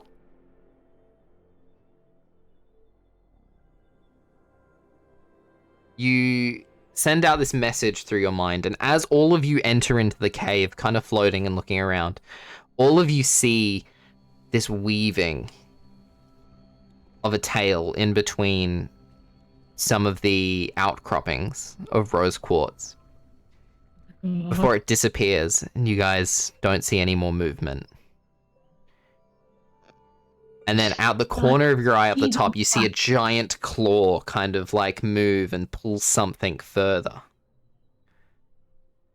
Its form somewhat hidden. Before, almost suddenly, before you is not just the adult dragon, the ancient rose quartz dragon, Harl, swims out and stands before you. Impossibly large. At this distance, she's easily double, triple the size of Sundaresh. Fucking hell. See her floating towards you. One of her teeth is probably the size of Dante. One of her front teeth. Jesus Christ. Oh my god. Holy shit! That's fucking huge. He could eat us like a cracker. Oh my Yeah. god. I'm just More like a like, you really smartie. good- God, I'm putting that. I'm just putting that in perspective. Oh my god. So When the dragon is This is the like- landscape. oh my god. So her tooth is like it'd be like one of her big like kind of front side-ish teeth. Mm-hmm. Like a meter, maybe? Easy. Oh my god. I'm just then like, okay, now attach a head to that, then attach a body to that. I'm trying to find a nice, like, picture. I'm looking up pictures just so Alright, I I can found get one. the vibe. One. You guys ready? You guys I'm gonna prepared for shit this? myself. I'm gonna put it in I'm gonna world shit. info. I'm about to shit, guys. Obviously, she's pink. She's pink though, not blue. But Damn. Ah! and Very as she emerges, you see that there's white hair that kind of extends from the crown of her head all the way down her back, kind of like a morph between a like a Chinese dragon and a Western dragon. The shape of a Western dragon, but definitely with Eastern features.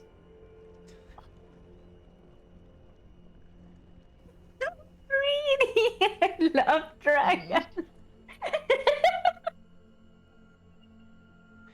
all of you hear in your mind.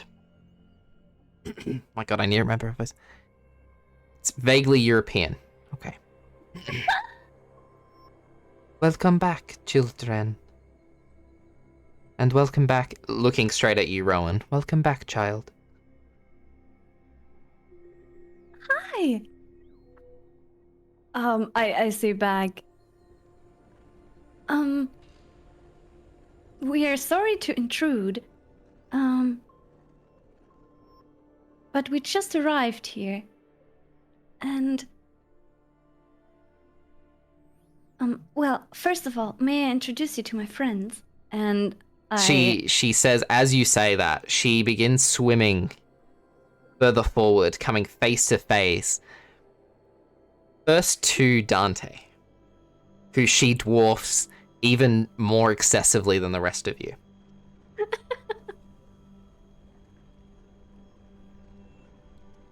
Welcome, Dante, herald of Solson, child of Kartoffel.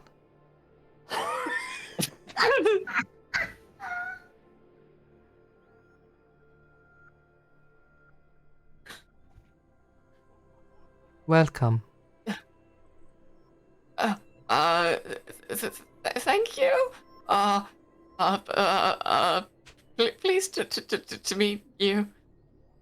She just bows her head, but her eyes do not break eye contact. She Dante just absolutely stares right back in the eyes, like too afraid to break eye contact. and he doesn't. Fear in that, like... He doesn't have advantage against frightened anymore, as well as an ASMR. Hmm. She effortlessly swims in the water and comes face to face with Matif. Okay. Welcome, Matif. Herald of Adono, child of Solbai.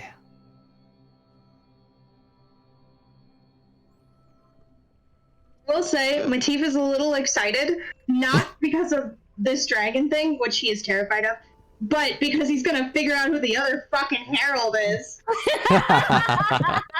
This is a moment of victory for Matif. Yeah. He's like, y'all won't tell me, but I'll figure it out.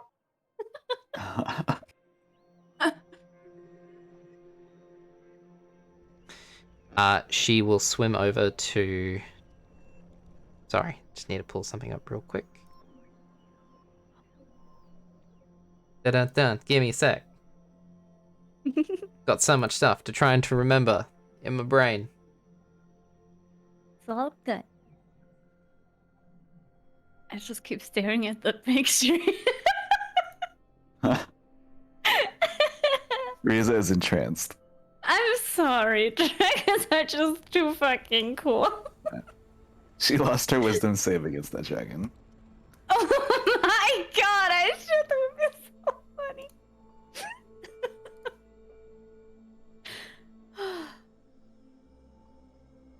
Wait, even the chance of embarrassing myself in front of Hal mortifies me. Some bubbles just like pop up. Yeah. She swims over to Ciaran. Oh, sorry. One sec. I'm getting a call. Take your time. How dare you? Yume, are you about to learn your own heritage? Possibly. Woo! Okay, I have to pee really quick. I've been holding it Yeah, in this I have to entire go do time. something real quick. I'll be right back. Sure. Yeah. Can you guys entertain chat, please? We can certainly Yes. try. Maybe actually poke amongst each other as characters, if that's okay. Just casually Or- chatting in the situation. Mhm. So what was it like being a rock? Yeah, this is just like they get transported into like a talk show room. It was quite hard, I might say. It was Nothing short of being in between a rock and a hard place. You're just recycling jokes at this point. Jokes? Sorry, I don't really understand humor.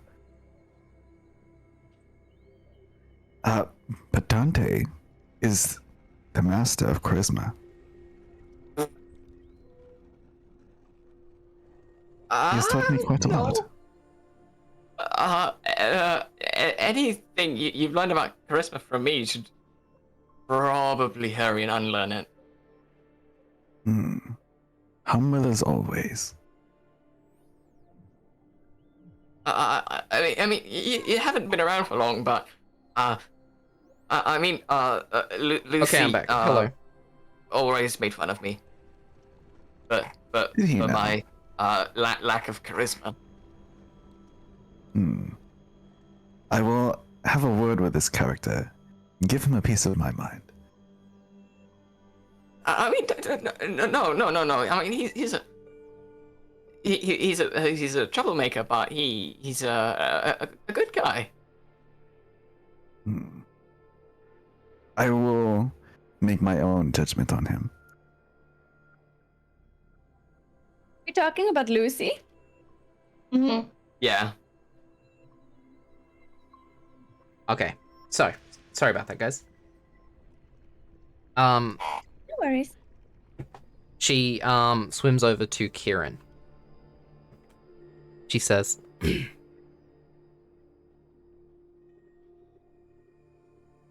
"Welcome, Ciaran.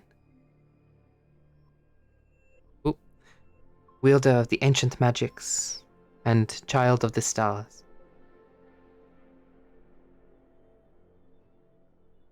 Can I respond back to her in Celestial? Sure. And I will say, hello, great dragon. It is a pleasure.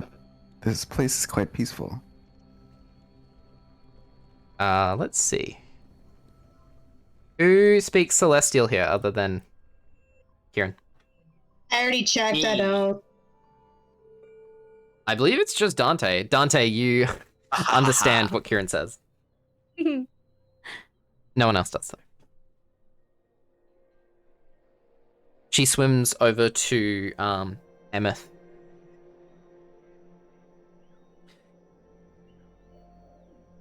Welcome, Princess Emmyth. Welcome home.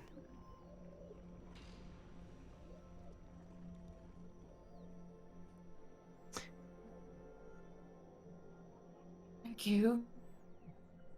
It's great to meet you.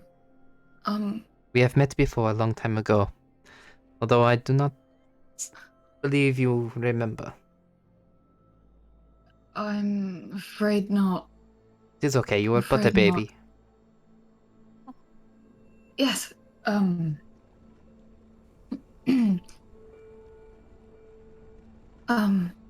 thank you for, just letting us be here? The pleasure is mine. And then she swims over to face Rowen. I like straighten up like there's an officer looking at me. She says, "Welcome home, Rowen, my champion, herald of devotion." I fucking knew it! Matif says out loud. Bubbles escaping from his mouth. I'm just gonna look at him. Imagining everyone just turns to face Matif, like, really?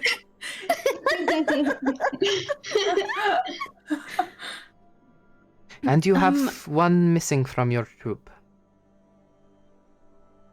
Yes, we do. Yes, he has Do you know his name already? Yes, Lucifer. He has a choice to make. You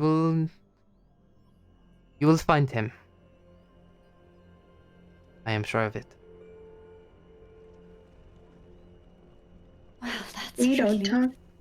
We don't talk about Lucy. Lucy.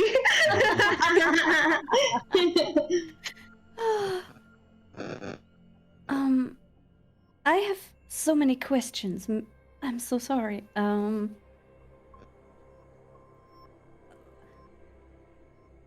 I guess most importantly, have you seen the outside of Pentika, of the castle?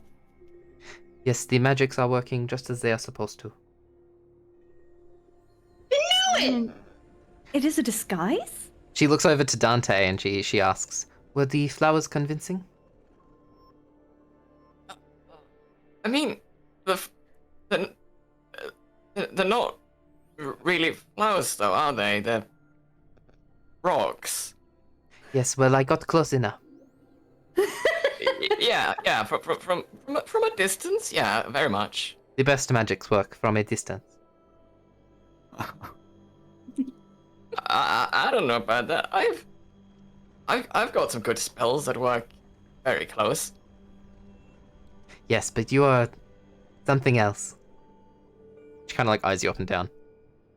Like weirdly. Like... Dante just feels incredibly judged. So Son definitely has a certain way of converting his champions. Yeah, I suppose so. I'm not really how I started anymore. Are any of us? No, Damn. but most people get to keep the skin. Yes, and she looks over at Emmyth and she says, "And some lose their arms." Just kind of Fair point. and she do like an awkward teeth smile, like, huh? Okay. You have done well. She swims back over to Rowen. You have done well, my champion. And I hope this will... Sorry guys, 1 second.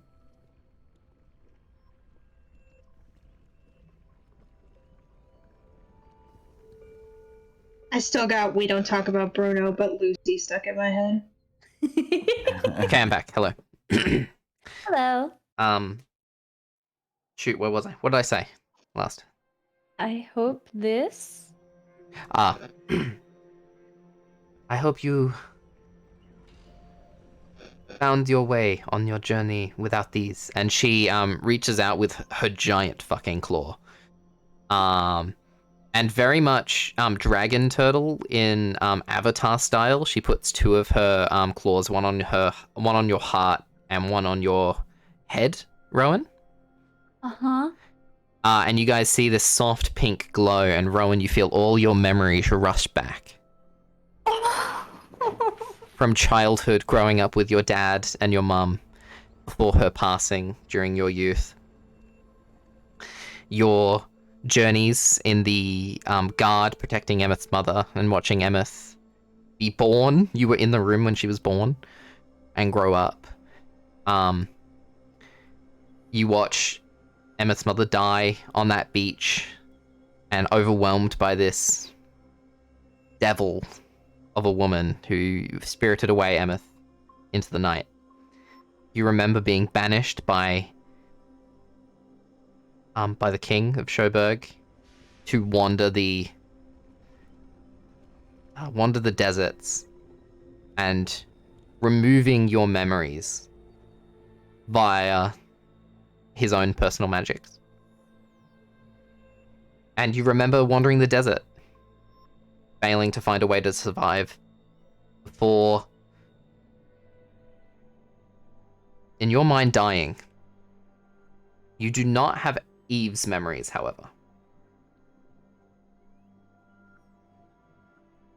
And then they pick right back off when you woke up in that cell. Are there any specific things I can fill you in?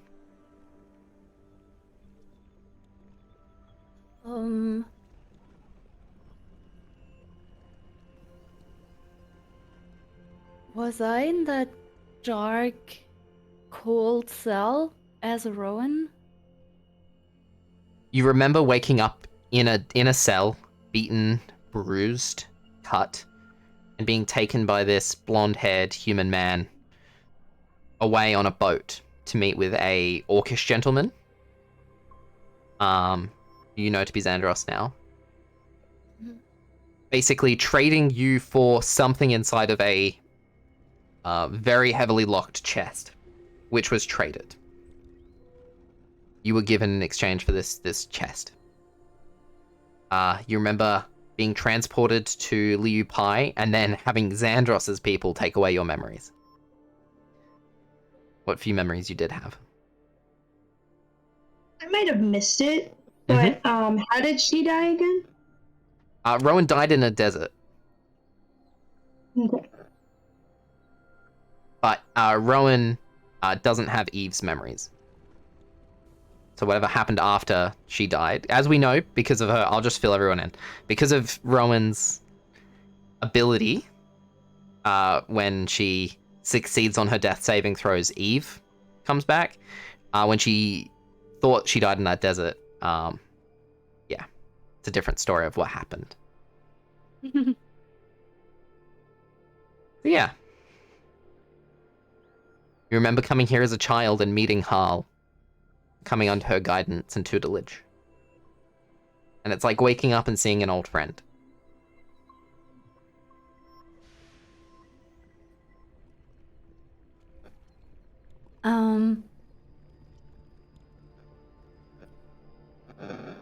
I think some tears kind of mix with the water around me as I finally remember most of what happened.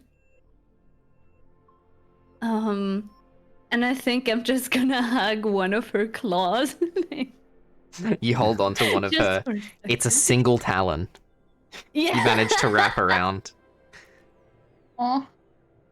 And I just kind of squish my face into it just really quickly, trying to compose myself after seeing all that.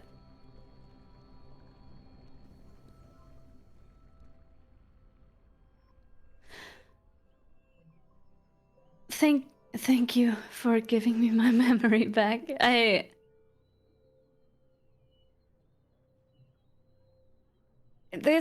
was so hard to remember anything. Yes, I can imagine it must have been a very confusing journey. Yeah. And I just kind of laugh and I wipe my face even though we're literally in water. And I swim back. Well, thank you for all seeing me here. And I must oh my god, that is hard to say with that accent. Regret, my lord. I must regret to send you. Oh, look at you rolling your R's. I can only roll one. I must send you north to where you were supposed to go. This detour will help you one day. And she looks at Emmyth and she says, when you decide to come back and become our queen, if you decide to do so, please do not feel any pressure. The people who were once bound to this place and who were once part of your nation have gone on to live other lives elsewhere. If you'd like to come back and rebuild, obviously I would be less lonely. But if you would like to, I would love to have my queen back. And she just bows her head at you, Emmyth. I will take a moment, take that in, and then just kind of bow my head back a little bit to her as well.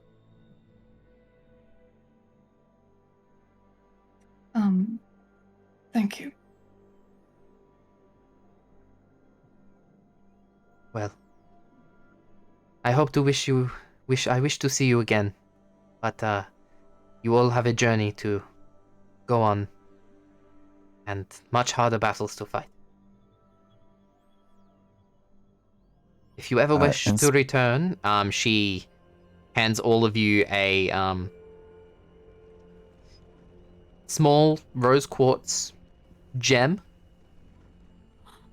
She says, simply smash your gem, and it will return you to me. It is only one way, though.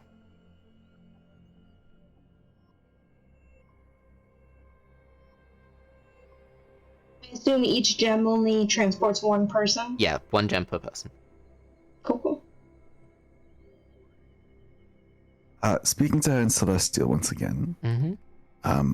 How? May I visit you sometime, and maybe we can talk about the stars. I would love that. But beware, my knowledge far surpasses yours. That makes it all the more interesting. I will be back as soon as I can. You will be most welcome.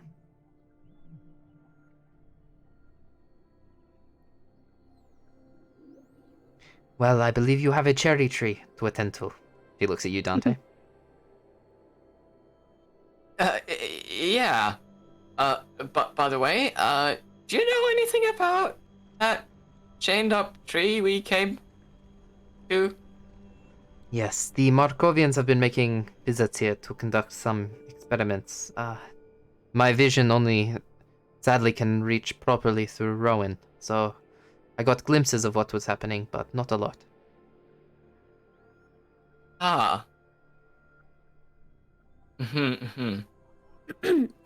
You can see through my eyes?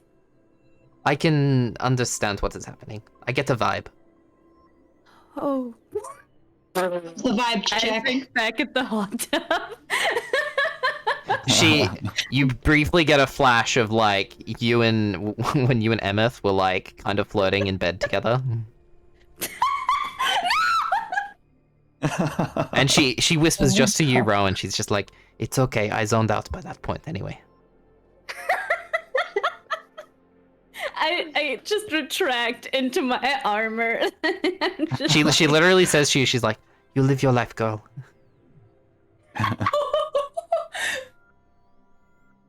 I'll look at Rowan like thinking, like, "Hey, are you okay? What's wrong?" Oh, let's talk about that later. Literally the hermit crab. Going back to it. Like, my eyes are poking out from my chest plate at this point.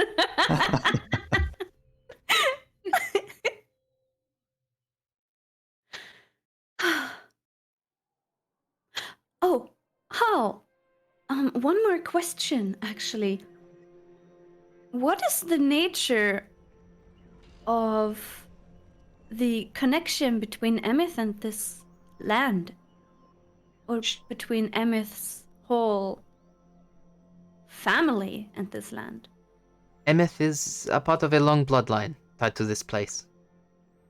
After the events that made this land barren and wasted, her family did not leave. They stayed and put their faith in me and others to rebuild. And did you? Well, you are looking at a castle that has withstood the test of time, so I would hope so.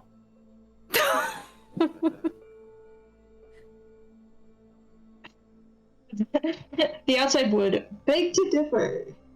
Well, it's an illusion. It's so sassy. I know. I'm gonna ram my elbow into my teeth like so hard.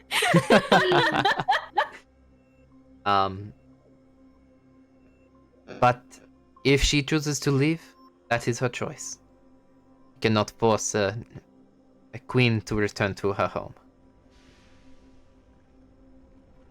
This palace will stand until someone else takes the throne, now or later. And she reaches out with her claws, and you see she kind of like furls most of her claws inwards, but leaves like basically one finger, like a claw out, and she basically rips a hole in the space-time in front of you, and you all see this tear form, and all of you are sucked in along with a lot of the water. And she says to you, enjoy the ride, and all of you are sucked into this portal. You feel your body stretch and snap, and you all appear completely soaked in front of a cherry tree. And then you hear a second after, clanging and smashing as all of your armor and clothes appear through a second portal right behind you. Bye, Hal. She had to cut her show. We had to leave immediately.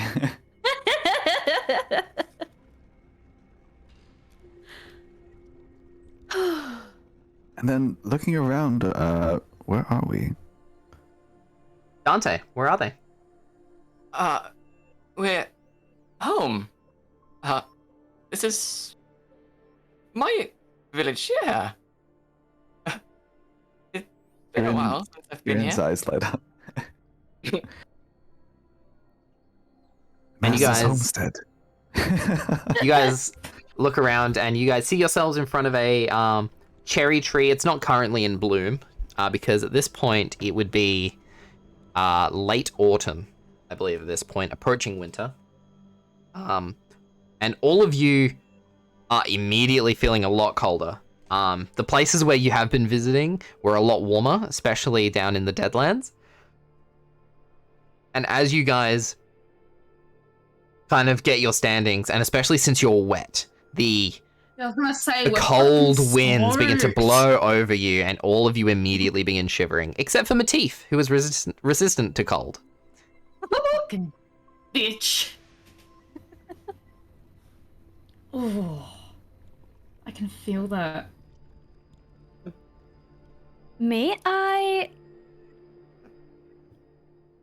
with Find Steed, summon a griffin?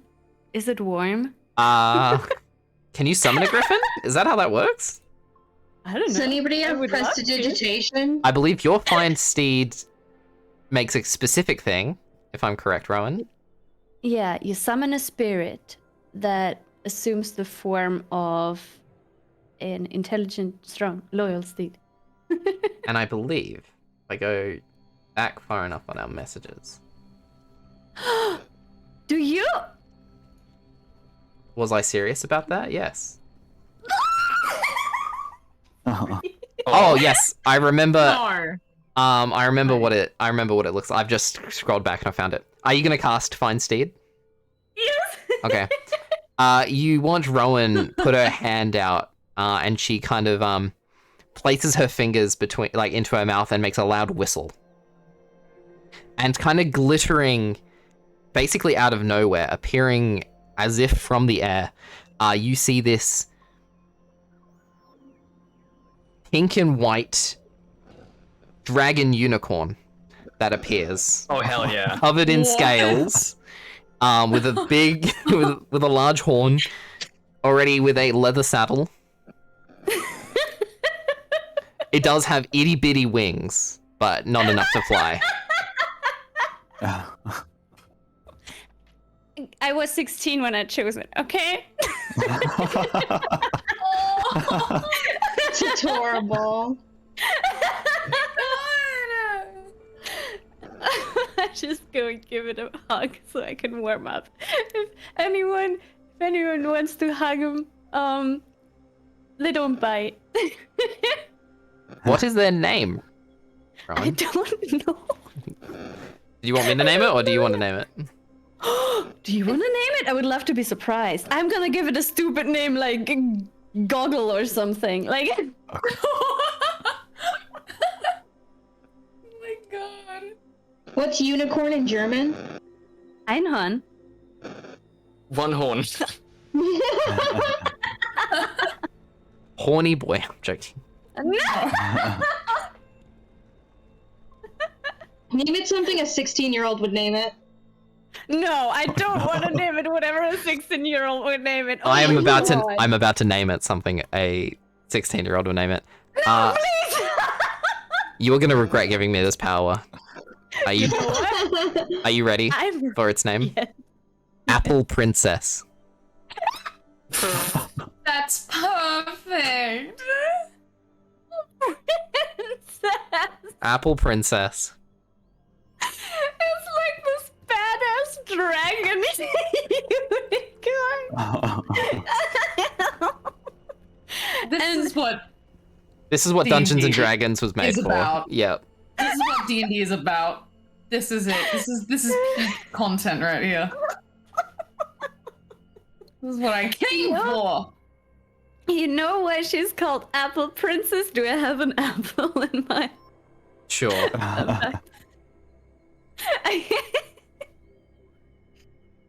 I hold out an apple, and could Apple Princess do like a whole thing of like standing up and kind of kicking out her front, like doing a trick? I thought you were gonna have her bounce on the apple. I throw it in the air, and Apple Princess catches it. Yep. See, it's already catching on. Apple Princess. So, as you guys are huddling around this unicorn dragon, I'm guessing you guys are all putting your like clothes and armor back on. Yeah. Yes. Okay. And I If will it's dry. cast Prestidigitation to dry everyone off. Okay. Me too. Okay. You guys Roll begin. on this. You guys bring out your magical blow dryers and begin blow drying everyone. And from the direction of your homestead, Dante, which you guys can see is a little bit in the distance, past a little grove of trees, you hear soft footfalls.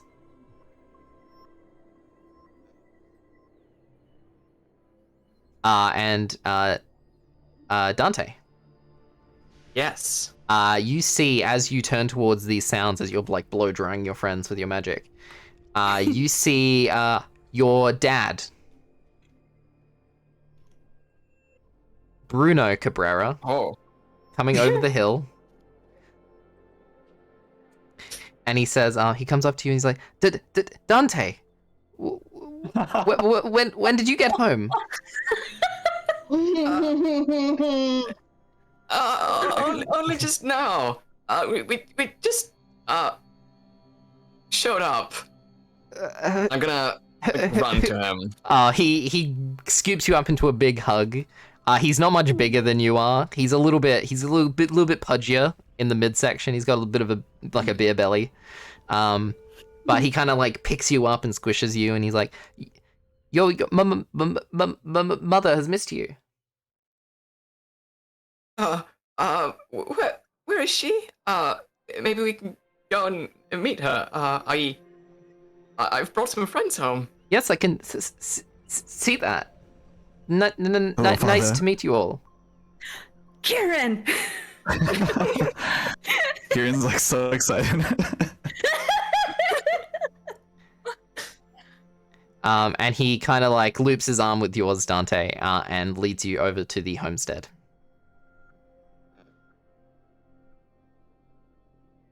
I'm just gonna like have some talk about how like outside of the village there's just very few fields and people just don't grow potatoes. Well, what do you mean they don't grow potatoes? I don't get it, but early on we went to the border in the south and they had this just tons of corn. Who eats that much corn? That is ridiculous. And he leads you guys over to the homestead.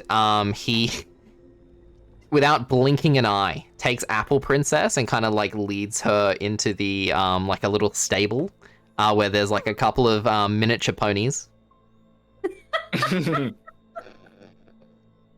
Oh my god, she must be so much bigger.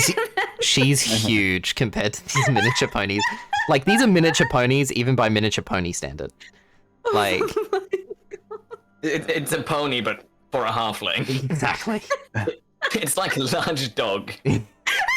There are dogs larger than these ponies.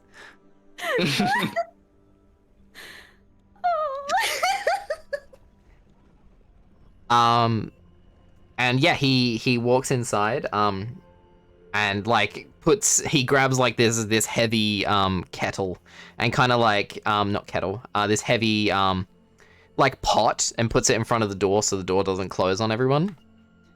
And he says, "Come in." Thank you very Ciaran much. steps in very carefully. I can't wait to meet Dante's mom and have her be like the most like brave, courageous, charismatic, like Badass woman. Just some kind of like yes. hero of the village. An absolute Mhm. smoke show too. So, first of all, this Of is a course, that's where halfling. you went. You guys, this is a halfling house. So Ciaran, Matif, Rowen, Emmyth, all of you have to get onto your knees to enter into the house. Knees. Yeah. Knees. Yeah. Can't just aggressively duck? You aggressively duck through the doorway, but this isn't like a hobbit house. At least in a hobbit house, the ceilings are really high. The ceilings are really low. So you kind of have to duck What if in we and then... limbo? You could limbo in. Oh my gosh. You make Make it a look like you're dexterity limbo, check. but you actually just fly. Oh my god. You guys make your way in, and you just hear this chorus of Dante, and you see your 3 little brothers, Dante, all like rush out and give you a big hug. And they're just like, why are you made of spread out wood? my And just arms like, get all of them. they're just whacking you. They're like tapping on you. Why are you made of wood? That's a long story. But Yeah. yeah, I'm made of wood, and I can do like a lot of magic now. They're all like, wow, that's so cool. I'm gonna go play with Legos now, and they just leave. They see you for like 5 seconds. They look at this group of weirdos, and they just leave. Relatable. You see that this little cottage is very humble. You see that there's a small kitchen, where they of course are boiling potatoes at the moment. You can see that there is also like a pan where they are like roasting various, or like an oven where they're roasting various vegetables and stuff.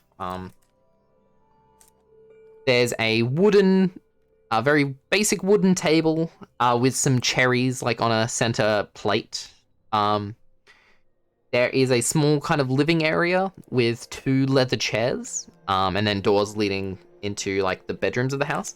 And in one of these leather chairs, you see this incredibly tanned halfling woman, absolutely covered in scars on her arms. She's got gray hair that's relatively short. She's got it in kind of like pushed back. She's got like a scar on her cheek. And it is Dante's mum, Coco Cabrera. Aww. You can see that she begins to get up, and she's got this large druid kind of staff. It seems to be some like cut from the cherry tree outside, and you can see that there are small like little branches and like leaves growing off the top, very similar to Nature's Accord, but obviously different wood type. Oh. She walks over and she's like, "Dude, what? Accent? Oh my god, Spanish? Spanish? Halflings are Spanish, right? Yeah. Except for Dante's Lisp. dad, who has a lisp. Not a lisp, a stutter. Dante, it's so nice to see you. Missed you very much." Hi. And she Yeah. uses her staff and kind of like limps over. You guys can see that she one of her legs doesn't function correctly, and kind of like she can put weight on it, but it doesn't move very much. Was her leg like that before I left? Yes, it was. Okay. Yeah. This is just like your mom. She's pretty mobile, but you know, defending the village from wolves over the years has taken its toll. So. And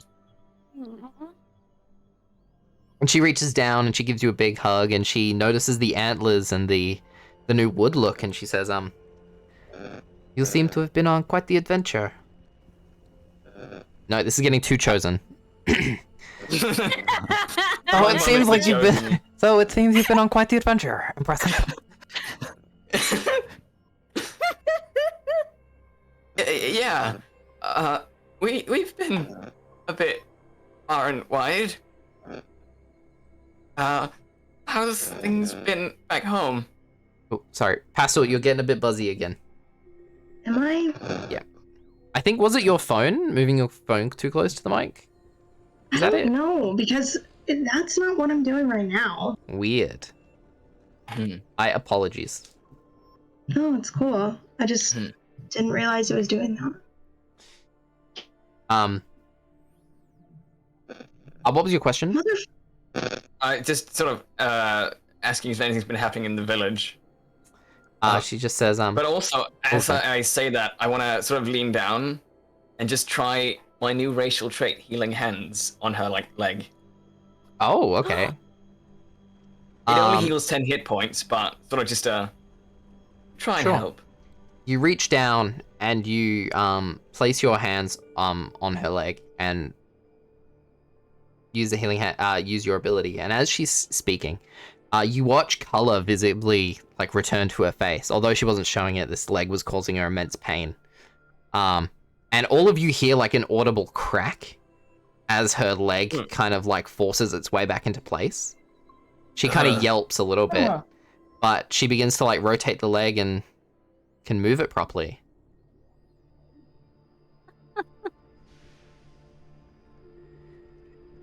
Thank you. Dante, you've grown so much. And she kind of brushes her hand on your cheek like a mother would do, but all she feels is bark. You've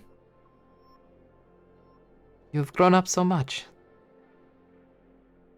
I assume so.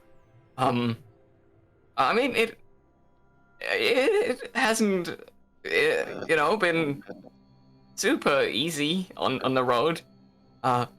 It's dangerous and scary, but I think it's worth it. I know that it is definitely worth it. Bruno, bring out more potatoes. And her and Bruno begin setting the table for far more people than they thought originally. So they kind of reach under the floorboards and pull out these bags of preserved potato chips in these small little bags because they don't have enough food to feed everyone. So they portion up all the food and send off the regular food into your brothers, Dante. And yeah, begin serving everybody dinner, which is a mix of actual classic potato chips that have been fried and roast potatoes and roast vegetables, mashed potato, baked mashed potato, potatoes and bacon. It is mashed potatoes and onions. bacon and onion. Yes, it is. But yeah, there's at least 4 different types of potato that are on this, that are in this dinner. Is it the best potatoes we've ever had because they all have proficiency? I believe Dante's dad is even more proficient in potato than Dante is. Holy shit. Not possible. No. I take a bite of the food and I look to Matif. Matif, I apologize for mistaking you as the master's father. You could never measure up to this man. I kick Ciaran really hard under the table because talking to Matif will be hard enough already. And I don't need him in a bad mood. Imagine the whole table jolts up because it's so small that you accidentally kick it. I don't even know what to say to that. Is Matif depressed now that he doesn't consider him to be Dante's father? No! Half of me wants to say, say like I told you so, and half of him wants to say like ouch.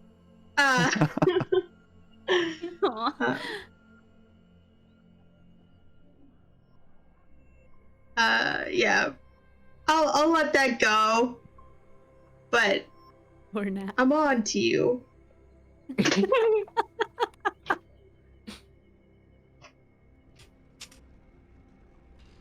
Dante. Yeah. Thank you for having us over. We all appreciate it very much. I mean, we were passing through anyway, so we might as well stop by. Yes. Please let me help your parents clean up afterwards. I mean, you don't have to. You can just you can let me help them. No, I would love to. I would love to talk more about you. Yeah. If you're gonna be talking about me, I'd like to be in the room. Yeah. I've also pulled up a little picture of what the cottage looks like on stream. I'll move you guys over as well. It's not raining in this picture. Yes, it is raining in this picture, but gives you a No, little I bit said of it's not raining. But Bruno says it looks like rain. Oh shit! Oh my god!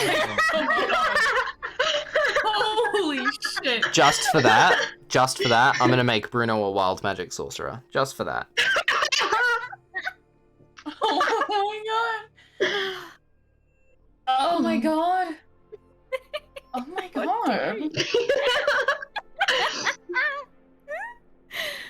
I was so lost for a minute there. You really had me for a sec there, Pastel. You carried that. You fucking carried it. Oh goodness. I'm so sorry. No, that was perfect. Never apologize for a perfectly executed joke like that. Anyways. So, you guys dine with the Cabreras. Yee. And eventually, Bruno, goddammit, says, I'm gonna set up the additional accommodation for our friends. And he walks outside to set up some additional rooms for you guys. He brings out these human-sized tents and struggles to put them up by himself because he's only a halfling. Can I help him? Help him put them up. Yeah. Yeah, like as I just like see him like go to wherever it is we store them, I'm just gonna like tell the party that he's gonna like probably set up the tents. I think we should help him because they're big. That's a great idea. Ciaran will do everything in his power. He'll use Mage Hand. Use Mage Hand and Yeah. all of you can pitch in to help Bruno set up the tents. He's obviously struggling. We seem struggling. Yeah. Definitely gonna help him. You can see where Dante gets most of his personality from. But he pushes through, begins, and with your help, very quickly sets up 2 tents with enough room for the 5 of, for 2 in each.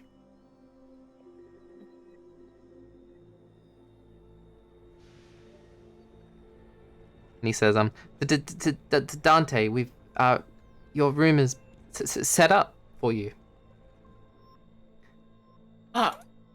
Nice. Although I'm not, really planning on, sleeping tonight. That's okay. We've bought you some new books. Oh,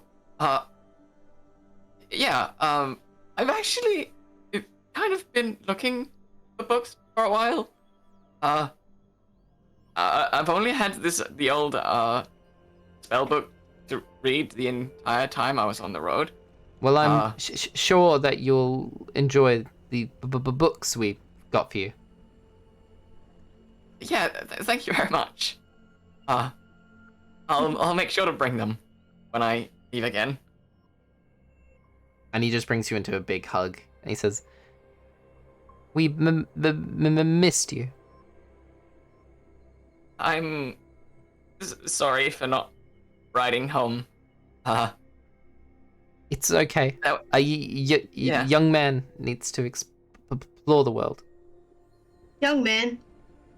Da-da-da-da-da-da. Young man. I can't get over this conversation they're having. It's amazing.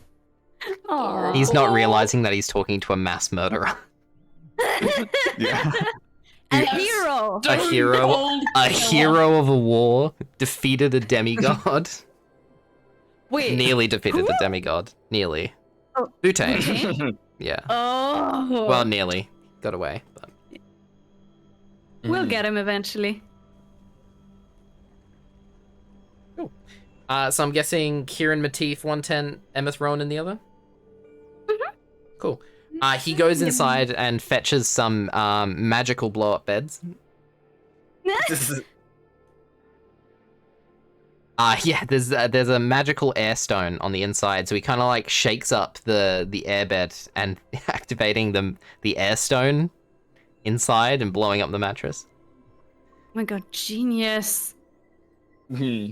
And he heads back inside and he says, sleep well, everyone. You too, thank you. Yes, thank you, Father.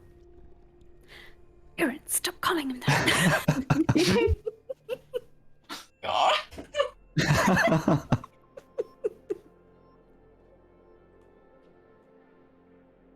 Rowen, Yes? I have a success to share with you. What is it? Merlin, what time of day is it? At this point, it's like late afternoon. Well, no, it'd be early. Oh my god, mid-evening. It's like 8 o'clock. Sun's about to go down. Okay. Well, you see, Rowen, I believe I've solved the mystery of the universe that you presented to me. Uh-huh. Mhm. It only took full capacity. Go ahead. I'm sorry. Last time we talked about this, you filled 11 notebooks. Mm-hmm. How many are there now? Only 20. All right. And it took full capacity of my inefficient mind, but I believe I've solved it. Would you like to hear? I would. Yeah. Hmm. I didn't mean to cause you such a headache, but I would love to hear what you decided on. Yes, this is nothing I've pondered over questions for years before. Oh boy. But- Yes. But after only 1 million attempts, I finally realized that I had to break it down into a field of study that I understood. And so speaking of, Rowen, when you look up at this night sky, what is it that you see?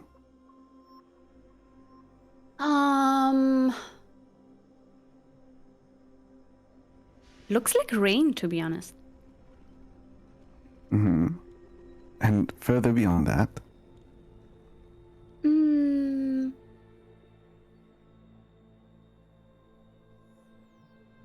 Some stars? The moon? Exactly. And Rowen, did you know that those stars in space are but just visions of the past? Oh no, we're in the future. Honey, I'm sorry. I think you've lost me. You see, Rowen, the distance between us and the stars is so great that some of them may have faded, and some of them may have even died by the time their light reaches us.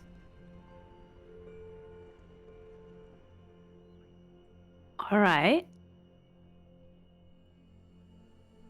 But as sad as that may sound, there is beauty in that. And that is where the answer to your question rests, my dear Rowen. And so my answer is, it is not about our actions, nor the events in our past that define us. At least not fully. Rather, it is the future we leave behind, and the legacy after we have long since faded away. Like how the light from stars, millions of years ago, can bring joy to a lonely young half-orc's life. And in the same way, the thief, or anyone who might have committed a wrong or a mistake in the past, is not beyond redemption in the end.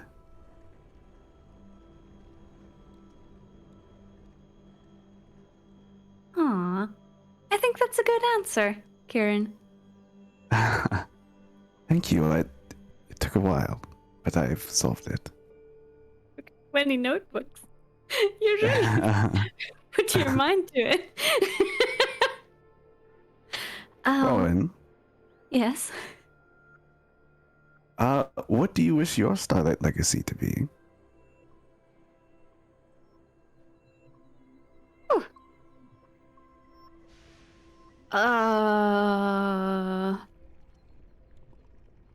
Oh, Jesus, you hit me out of nowhere with that one.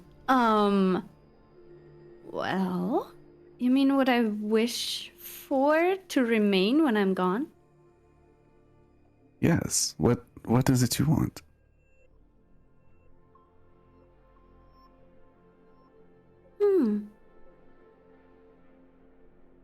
Maybe something to ponder. Maybe. It's certainly, I've never expected to be gone. So, haven't necessarily thought about it. And What he'll about just you? walk away. Oh, sorry. all right, never mind. Okay, bye-bye. I'm Disrespect. kidding.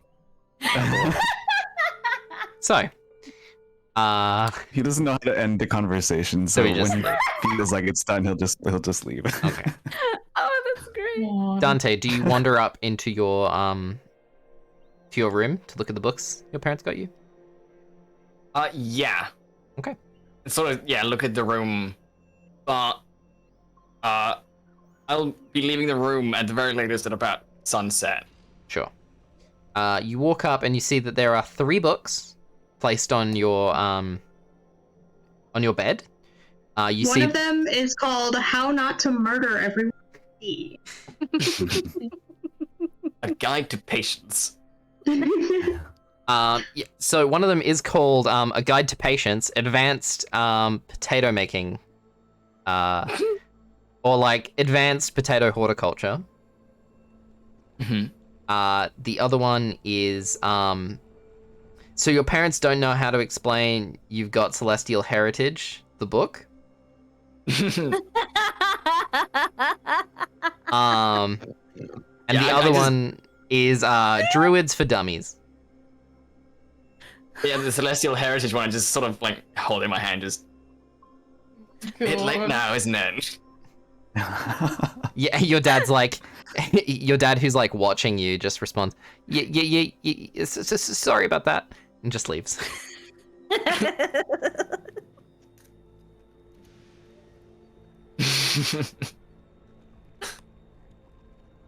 But yeah, I'll like skim through a couple of pages, just see what they're about, and I'll put them into my bag. And not my bag, the bag of holding, which I yeah. just use as my own. You look around the bedroom and kind of reminisce. Similar to Matif's room, which was boat themed. Yours is potato themed. So My you bed have is a potato. your bed is just it's like it's not like a like a rectangular bed. It's like a circle, but like a rough lumpy circle. It's kind of brown. There is a round mattress on the inside. But the outside of it's kind of like lumpy and brown. To the untrained eye, it looks like a testicle. Yeah, of course. Dante sleeps in a testicle. You can see that there are two like little like bonsai trees that are like growing on the windowsill. And you also see, oddly, and you kind of remember there's this strange stick that you've always like played with since you were a kid and you never got rid of it. And it's this very familiar red color. Oh. Aww. It's like your favorite stick that you always kept like kept a hold If I of. pick it up, can I feel anything from it? You pick it up and you can feel Solson's influence. I will take that with me. Okay. Yes. You take your favorite stick.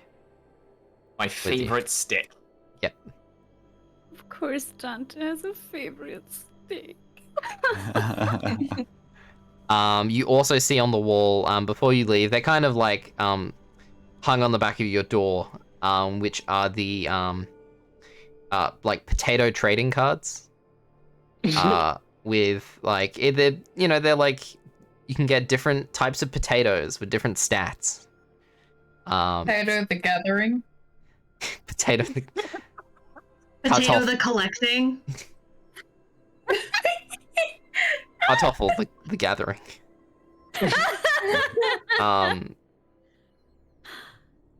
Yeah, and you can exit your room.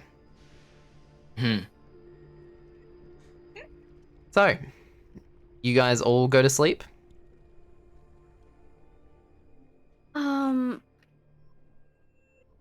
Before we go to sleep, I would like to stick my head into the boys' tent and in search for Matif. Cool. Ciaran, Matif, are you guys making out?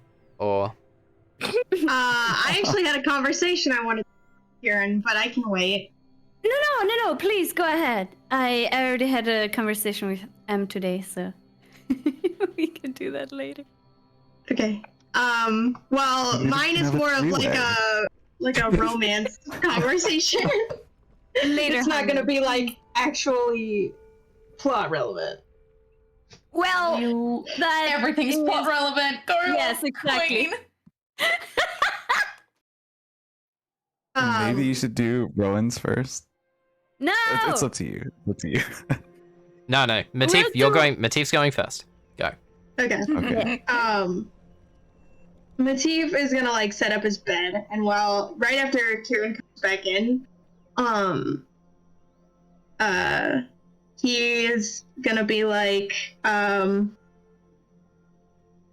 like he's a little bit nervous. Like he's usually very like confident in conversations, but he like doesn't know how to start this one.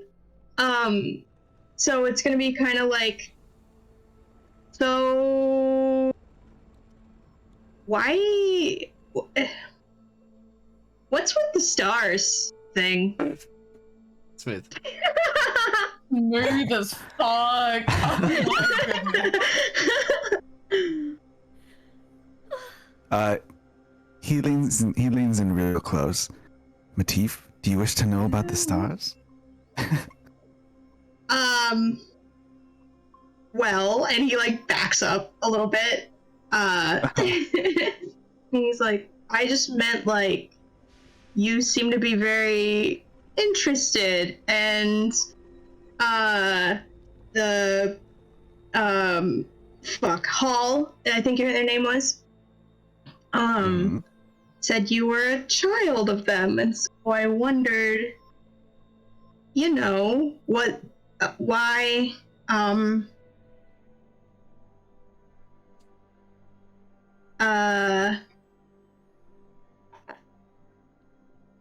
what interests you in them? So you wish to know of my past. Is that correct? Sure. Well, you see, Matif, I was born into a noble family.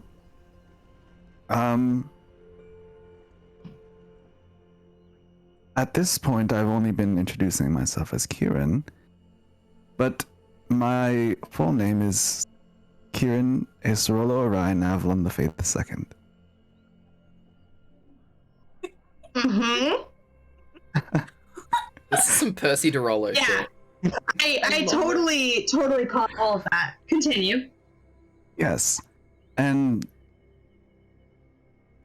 being in this noble family, I always felt estranged and like I never belonged. And so I would often find myself in the yard, not really knowing what to do and watching everyone else play together. And then whenever nightfall came around and no one came to look for me, that's where I first met my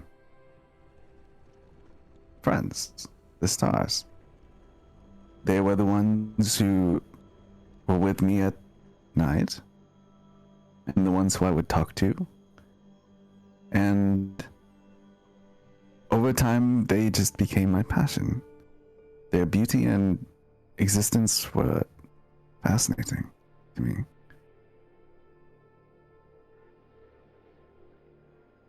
Did they talk back? I do not talk back, Matif. They are stars. I would like to actually talk to them, but I used what people call a figure of speech, where if rather than feel lonely, I'd rather just be alone. And that feeling was much nicer when I had the stars with me. I can't remember exactly how old I am, Matif, but I've been around long enough to know that even I get lonely sometimes.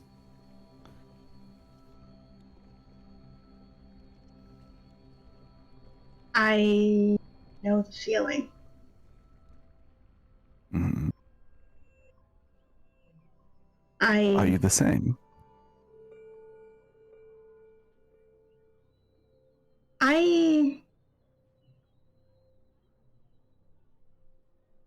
I lost my stars.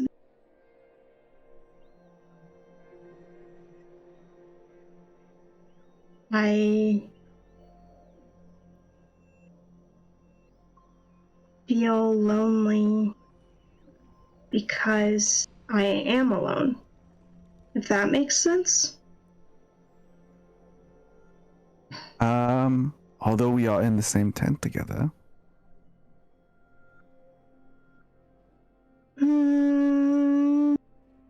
I think being alone is a lot more than just being by yourself. Mm.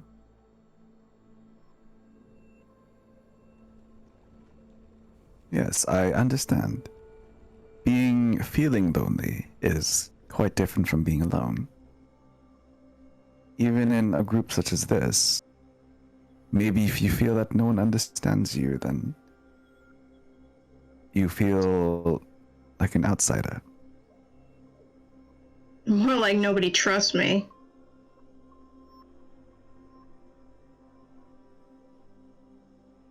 Why do you think that is, Matif?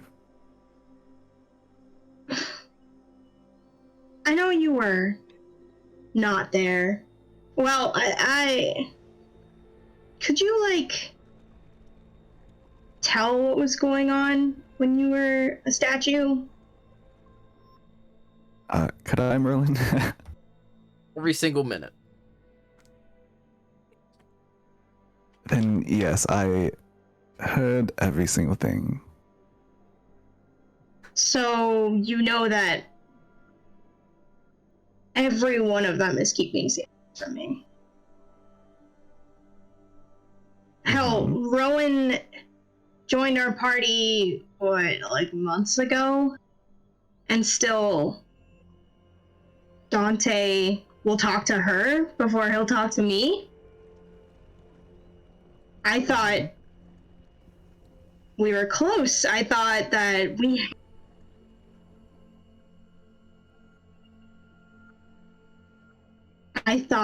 I mattered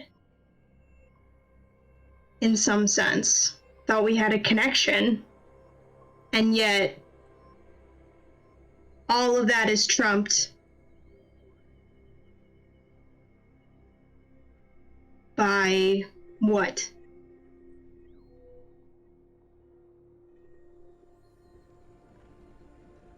I don't know. Yes, and I have not been with the group for far as long as you have, Matif.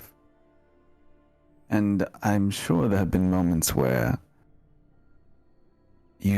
all of you have relied on each other. And similar to what happened before, moments where you might have been upset with each other. And it's in my nature and my preference to speak my mind, but I am fully aware that some things are just increasingly difficult to say. It's not very easy to say that you are being hurt, or that you need help, or that you feel lonely, or that you feel that your trust has been betrayed. And everyone needs time and courage to tell people things. And sometimes they don't do it in order to harm you. But sometimes for them to speak their mind, they feel like it will harm themselves. People are afraid, and that's perfectly normal. But it does not mean that you are not trusted, or that you do not have value as a person. I feel like these things affect me, though. Like, if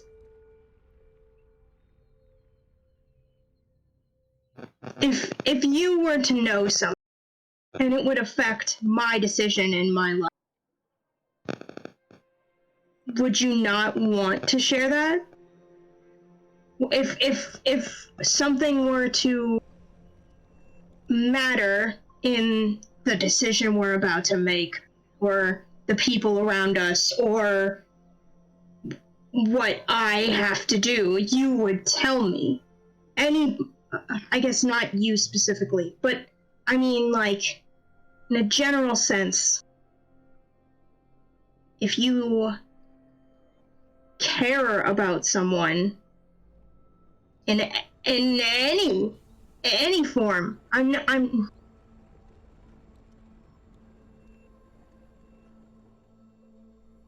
you wouldn't withhold the fact that, I can't remember the three things that, I remember one of them was that Lucy is stuck in his sword. I remember that one of them was that there were other heralds in our group. And there was a third one I thought Emmyth hadn't said.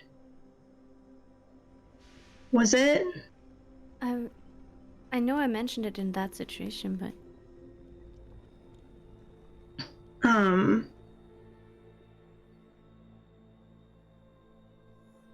Like, everyone seems to be hiding parts of it, and I can't.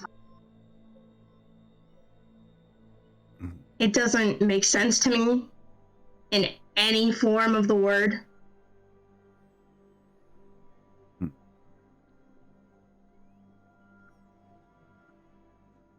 Matif, I will say that when I was younger, I often wondered the same thing, where I would wonder if maybe my parents, no, never really cared, or that maybe the other kids just didn't like me. But over time, I came to realize that every single person around me has the parts that they wish to show and the parts they would prefer to keep secret. And there's really nothing I can do about it. Whether or not they hold secrets that concern my well-being, it is still their choice to keep it in. But that And doesn't make sense. it does not, does it? I completely agree with you, Matif. This world often does not make sense. And there are many, very many things in this world that are unfair and that can hurt us. But not to diminish life, but that is the way it is. People hold secrets. People are afraid to do things. People feel bad about doing things. It is just how the world turns. And I think the trap motif is to get caught in that spiral so much that you cannot see the wonderful friends that you have made among the people in this group. Yeah, but who can even say that they're my friends? And I mean, sorry. Bless you. Oh, that was me laughing. I'm sorry. Oh, never. You do hear a bless you from the other tent, though. Oh no, they can hear us. This is bad.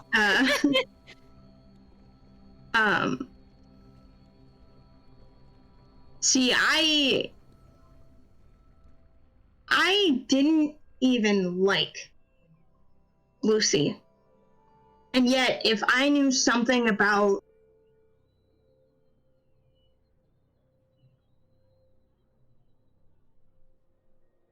a way to help him, or what was happening, or something about the people he cared about, I wouldn't hide that from him. There doesn't feel like any point to, I don't know. Maybe it's just the way that I was raised. Maybe it's the people that I was around. But it doesn't feel like the people that you gather around you, the people that you adventure with, the people that have your back. It doesn't feel like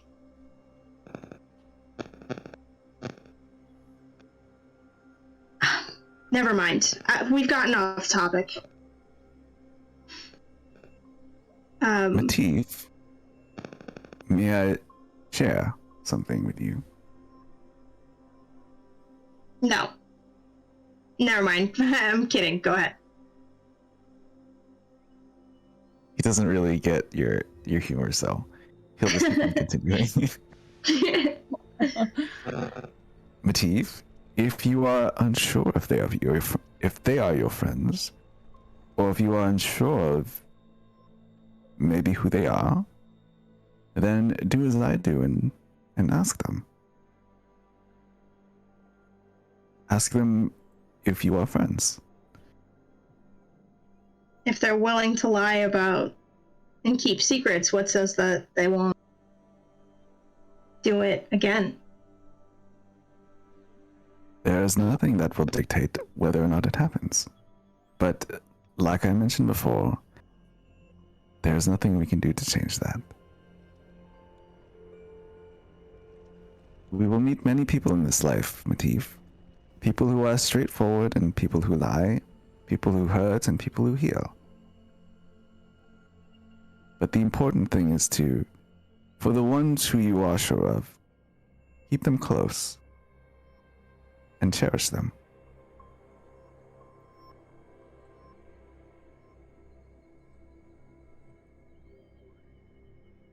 What are you loyal to?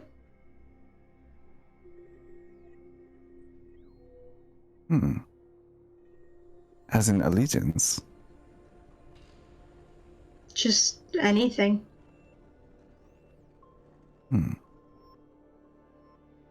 I believe I am only loyal to myself.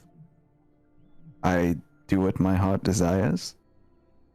I ask what I'm curious about. And I do the things that make me happy.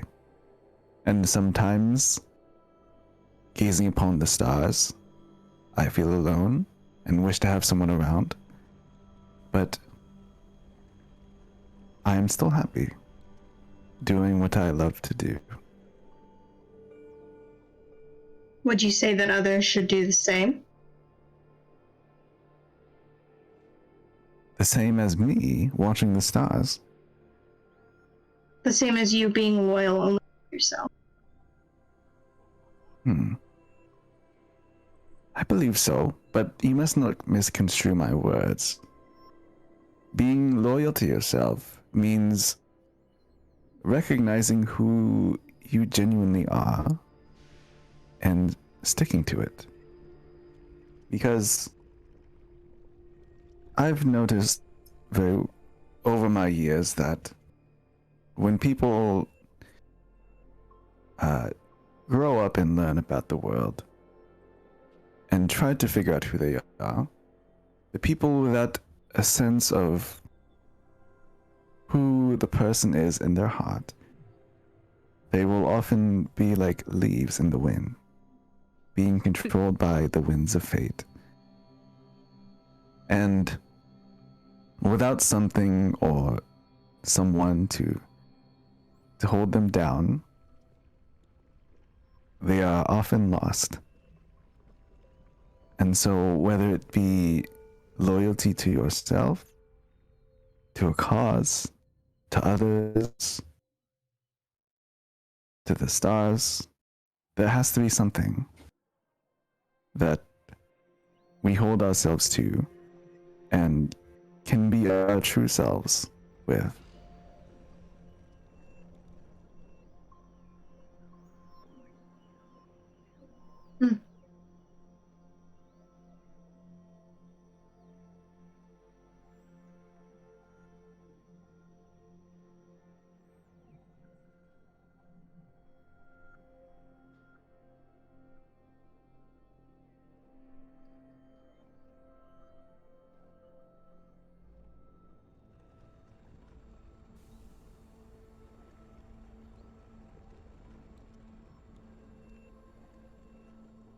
Any more questions, Matif?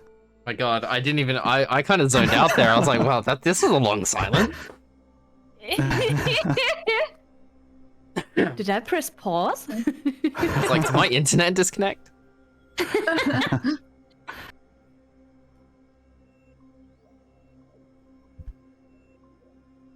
So, at this point, Rowen, Oh no. Matif and Ciaran, you hear footsteps outside the flap of your tent. Rowen? Really loud ones, because I'm very bad at stealthing. Alright, I poke my head in. Matif? Yeah. I look between him and Ciaran. Could I have a minute of your time? I don't know how well he's trying to hide it, but under his breath he'll be like, "Oh, yeah," and he'll get up from his little sleeping bag, and he'll come out of the tent, and immediately he's like on the defensive, like his body language is saying like, "I do not want to be here." He's got his arms crossed across like his chest, He's like slightly turned away, like looking at a tree. Ciaran will More like whisper to he's- Matif before he leaves. And he's like, ask her. Oh my Bro, Oh, ask that's her hilarious. out. Ask him out. Ask her out. Oh my god. Ciaran, It's you a have, defense thing. Yeah, I know. you've I know. read all of this wrong. Matif is actually very intimidating. Like, he's like staring you down. Like, Honey, Rowen was horrified of Matif in the beginning. He was the one who intimidated her the most by far. All right. Okay, sorry, I just had to gather my thoughts. I was fully invested in that conversation just now.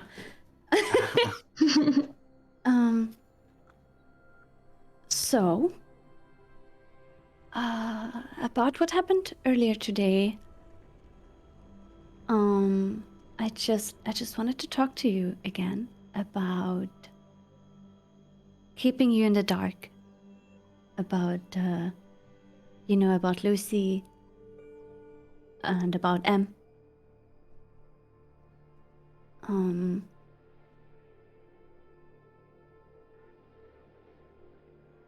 just staring daggers.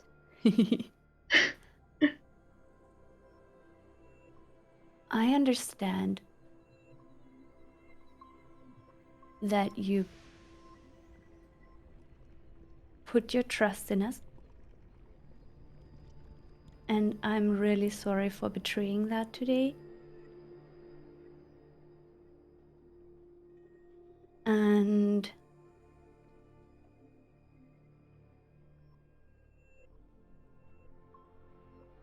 I understand if you're mad.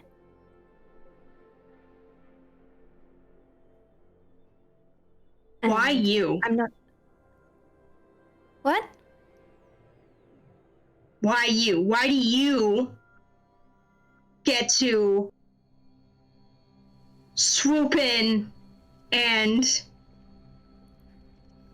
be the center of it all? Why do you get to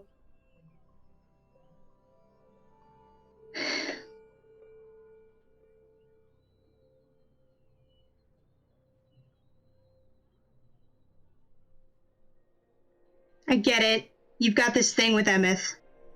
Whatever. I honestly couldn't care less. He lied.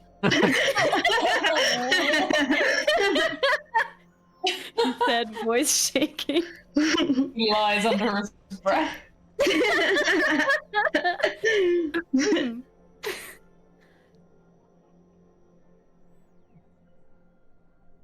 But why do you get to come in here and pretend like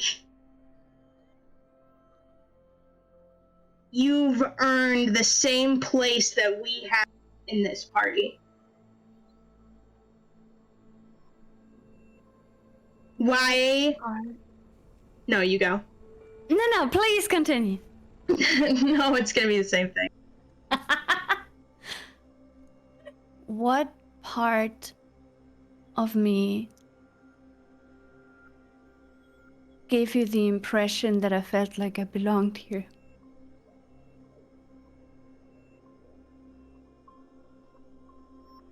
It's in everything you do. It's in what other people are willing to talk to you about. It's in every thing you have said. You have come in here and you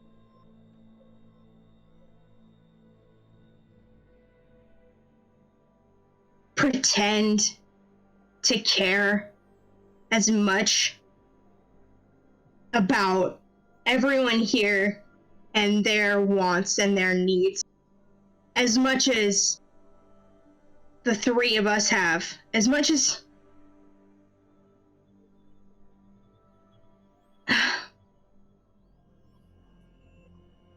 you didn't even know Lucy for over a month. and I bet you've had 5 interactions with the guy. And yet, Dante talks to you.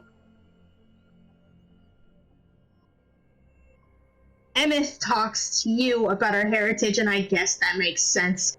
The two of you are entwined because of fate. But I have earned my place in this party. I have earned the trust and respect of these people. And you come in like you just have it.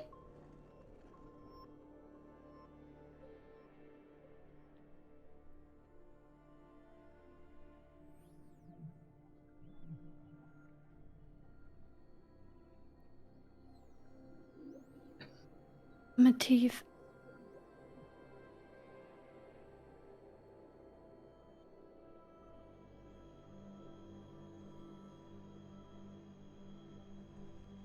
I can't answer any of that.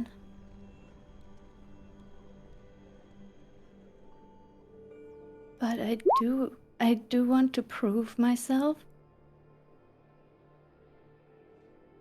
I've wanted to prove myself trustworthy from the beginning to you all. Yeah, well, keeping secrets is a great way to do. I really shouldn't have done that. I didn't mean to.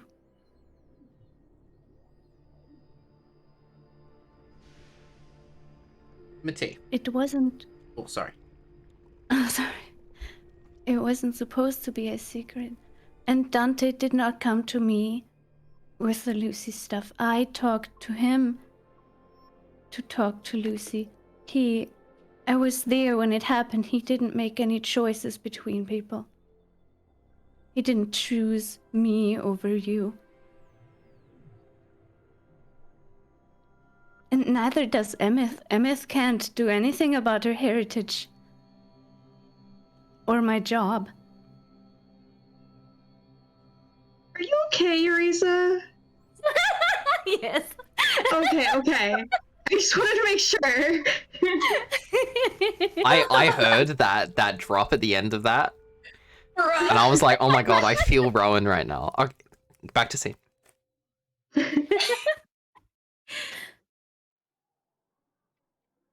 Does it look like I care?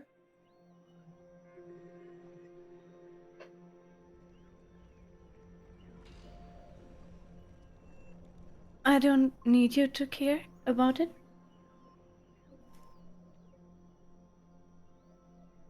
It very much looks like you care about keeping your place in this friend group, and there's nothing threatening that.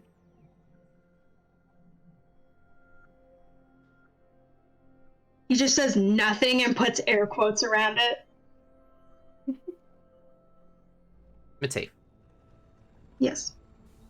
As you're doing this, and you can feel the anger rising inside of you, and you feel yourself getting defensive, as all of your emotions are brought to the forefront. And as this is happening, you feel your spirit wand kind of thrum a little bit. And out of the corner of your eye, you see a spirit emerge of your old captain.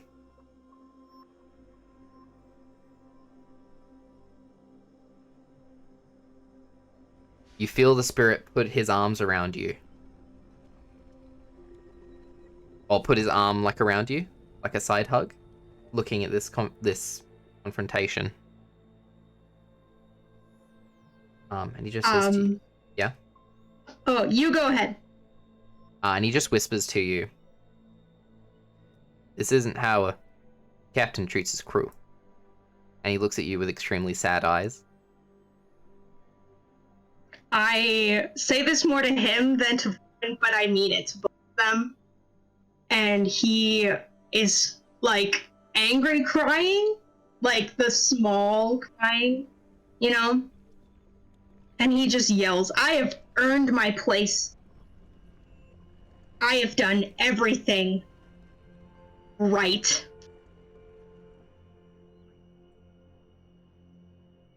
I have earned everything that I have.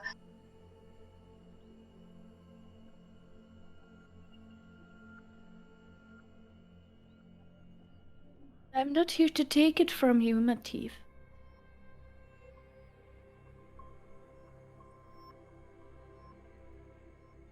But obviously you are. And he turns back to Rowen. Like, he was talking to the side, and now he's like looking at Rowen.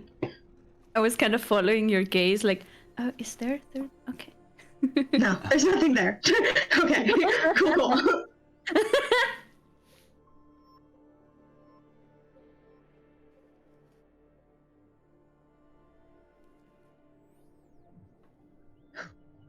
And he takes a deep breath and he lets it out.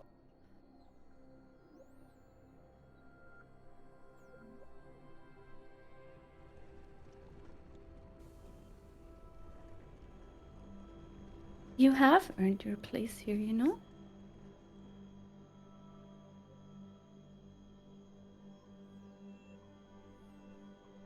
And I'll continue trying hard to do the same.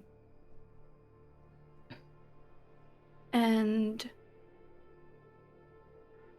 whether that bothers you or not. You mind if I cut you off? Yeah. Okay.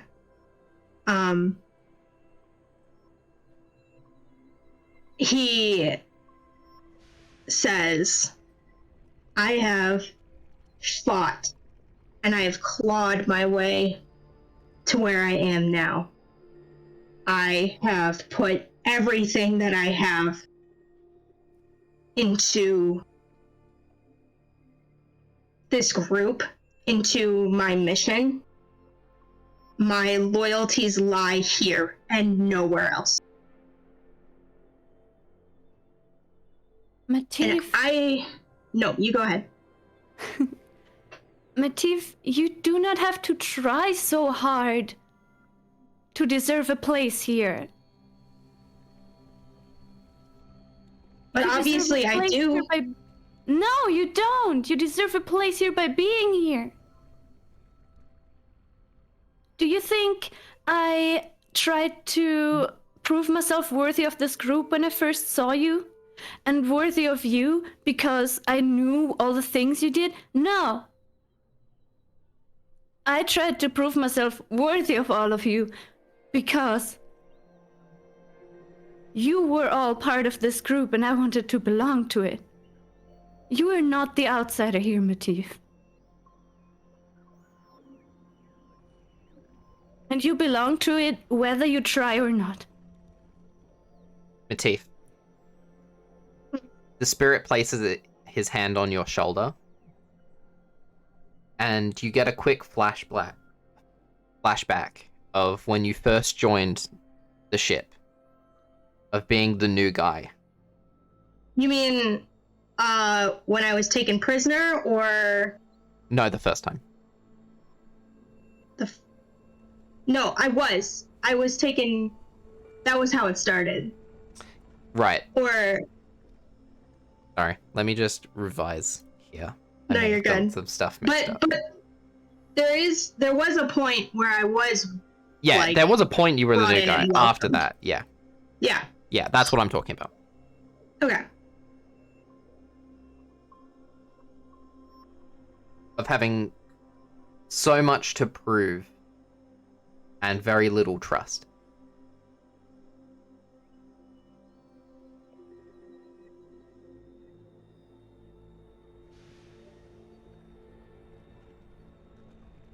He gives a really deep sigh and a long pause.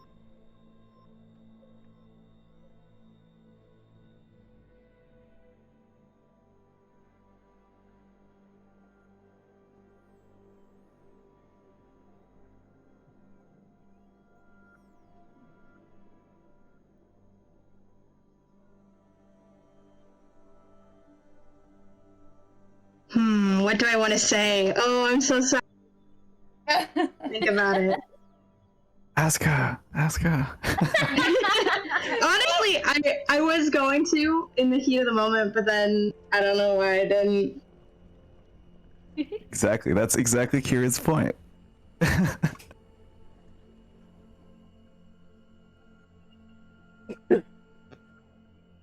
Where do your loyalties lie, Rowen?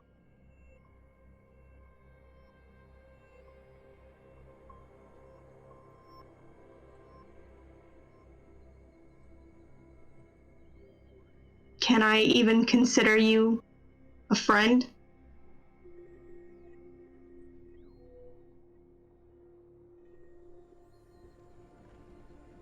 I would be honored to be your friend.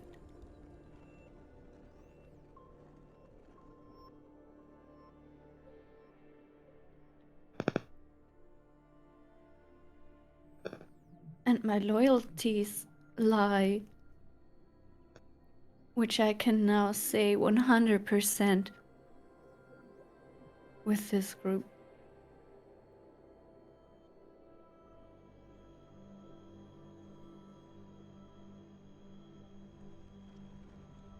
And he like pinches the bridge of his nose and he takes some more deep breaths. It's at this point Emmyth, who has been hearing most of what this conversation has been happening, which was that perception check.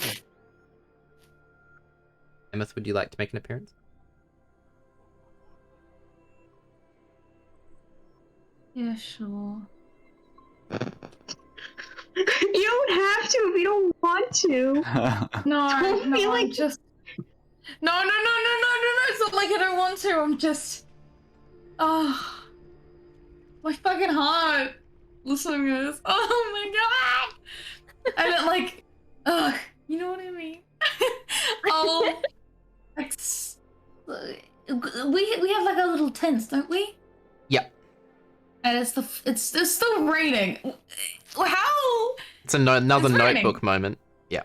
It's a notebook part 2. Oh my god. Like I'll just kind of slowly, like step out of the tent and, kind of slowly walk over. Stand next to Rowen and just look at Matif and kind of just wait for him to say something. Really, with just like a sad, disappointed look on my face.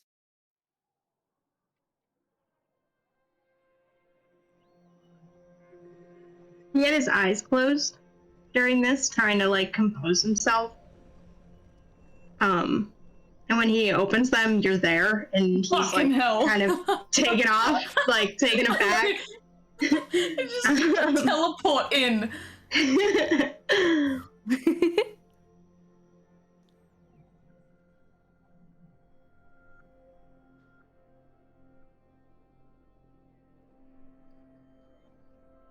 What even are we, Emmyth?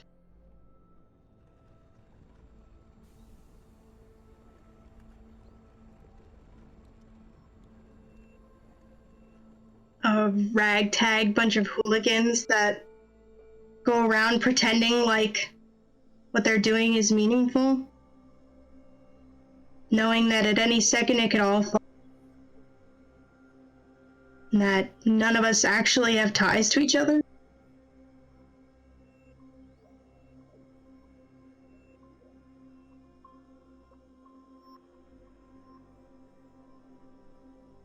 We are together, Matif.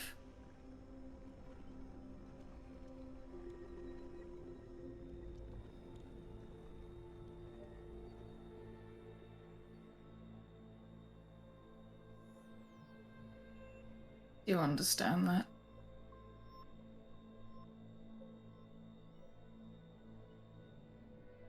He takes another long sigh.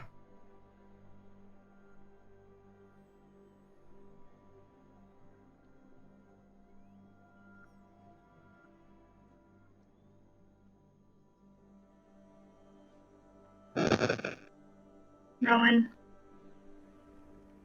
I let my anger get the best of me. And I didn't mean what okay. I meant what I said.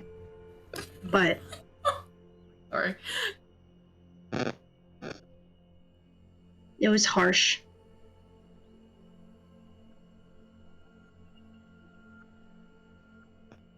Well, I'm happy you got to say it instead of, letting that feeling fester.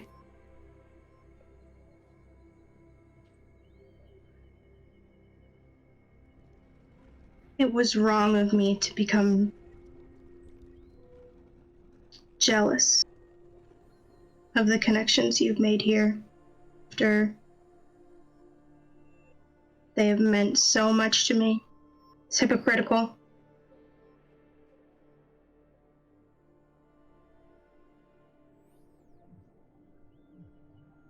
I'm gonna go in and give Matif a real big hug. Like aggressive body slam, walk into him kind of hug.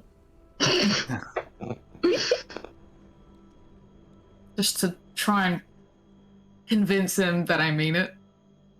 You know, it's like a firm handshake.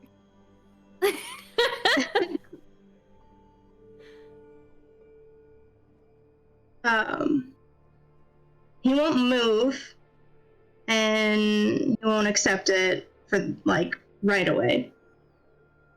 But after, a beat or two, he'll, slowly put his hands around you, too. Yeah, because I wasn't gonna let go until you hugged me back. And he looks over at Rowen. And he kind of gives out a sigh and a little smile. And he, motions his head.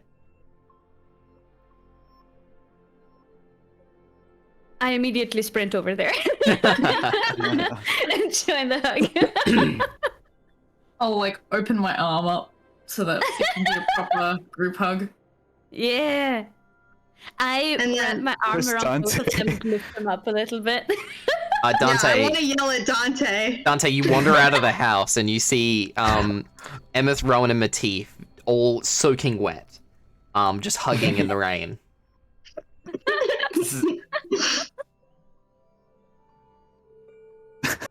And I'll yell out, Dante! Get your tree ass over here! Yeah, and I'll run over there. And join the party. And you all have a big group hug. And that's where we're going to end that story for tonight. However, Lucifer. Oh. Monkey. Monkey. Both my characters are excluded from the hug. Yeah, I just wanted to be like, Ciaran, come out of here. Kieran's fine. He probably hears you guys, but he's in his mind. He's probably more happy that you guys are finally talking. Ciaran, I wasn't asking. Lucy. As you float in and out of consciousness, your soul held within the sword, you find yourself surrounded in a golden light. And as you open your eyes, your mind no longer foggy. You find yourself in an endless cotton field, very reminiscent of what you grew up with when you were younger. You see beautiful blue skies above you, peppered with white fluffy clouds. And you see a path ahead of you.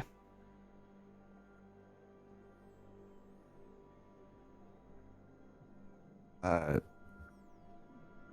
this path, does it kind of just continue on forever? What does it look like?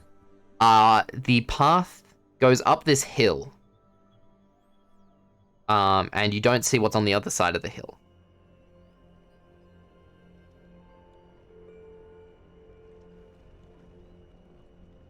And he'll continue walking down the path. Okay. And then a few times along the way, he'll tend to the cotton and make sure that it's growing. But he'll keep on continuing on. Okay. Over the hill. Tending to the plants as you go, you make your way down the path and over this hill. And as you crest over the hill, the view changes. And you were kind of very similar to Erdi, but in a less destructive manner. You were slowly walked through the memories and events of your life. Reliving the moments of your childhood and young adulthood, working the fields with your family, your late teens and early 20s serving in the military, the horrors you saw, the people you slayed. Your journey throughout the desert, trying to find meaning and purpose. Your journeys with your friends. A ragtag group of people from all over, traveling through the world. Traveling your home country through the deserts again, meeting dangerous and ferocious creatures, both human and non. You relive your moments of Sundaresh, of the war,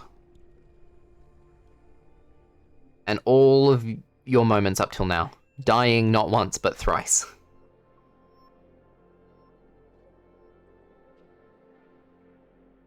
And as you finish walking this path, reliving the events of your life, you find a fork in the road.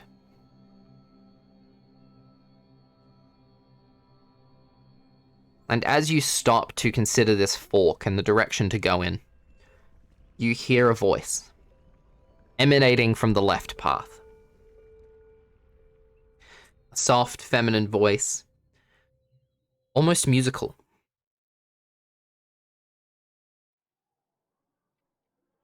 She says, "You are an interesting man, Lucifer. You have lived such a harsh life, filled with such struggles and challenges, and finding yourself in a situation that you can no longer escape. But through your struggles and your hardships, you have brought hope." And you see this kind of wind, this pink wind kind of like flow past your face, and you were given this vision of an orphanage just outside Steniboga. And you see dozens of children displaced by this war without parents being taken care of by several individuals working for the orphanage. And as your vision changes and you were taken to a different area of the orphanage, it seems to be underground with stone walls, you see your mother, a sword at her hip, clad in your family's old armor, still rusted somewhat. She's cleaned some of it off. You hear the voice. "You have brought hope to these people. A hope to no longer fight an endless war.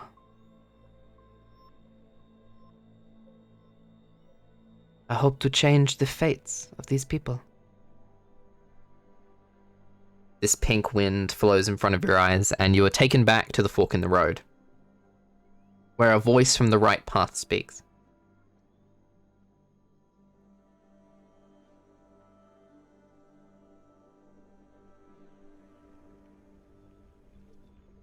"You have made many choices over your life. You are the result of many injustices, taken advantage of, And this new wind, this silvery golden wind, overtakes your eyes, and you find yourself outside the clock tower, delivering your poetry.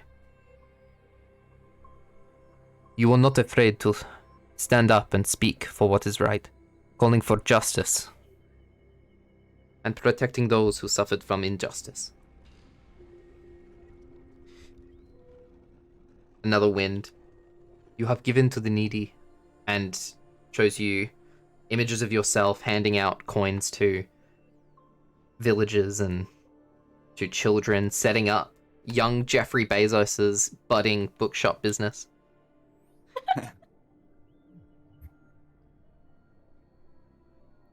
You have become the justice of a place rife without it.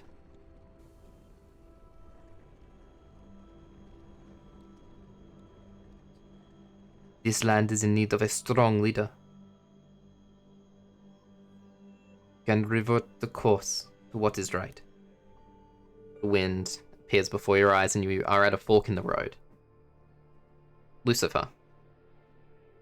You must choose between hope and justice.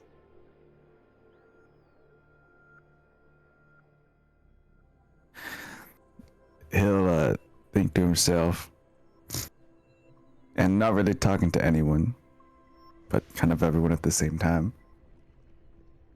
It was heartbreaking when I realized that the burden of justice I willingly undertook was more than I can handle. When I learned that I wasn't strong enough to save everyone. But here at my lowest point, I think I'm able to see the light once again. To give power to the powerless and the voice to the voiceless. No matter how big or small the gesture, that is my path. If I allow myself to be crushed by the guilt of those I failed, it does right by no one. So I'm taking back my agency so I can discover what it means to live.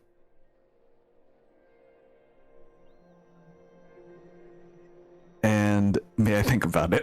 Yes, we can return to that next episode. Okay. Please. Yeah.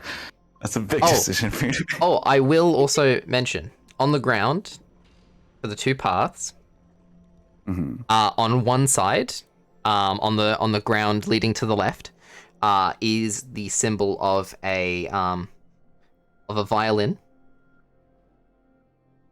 and on the other is, I'm just gonna repost it again. It's in world info. This symbol here. It's fine.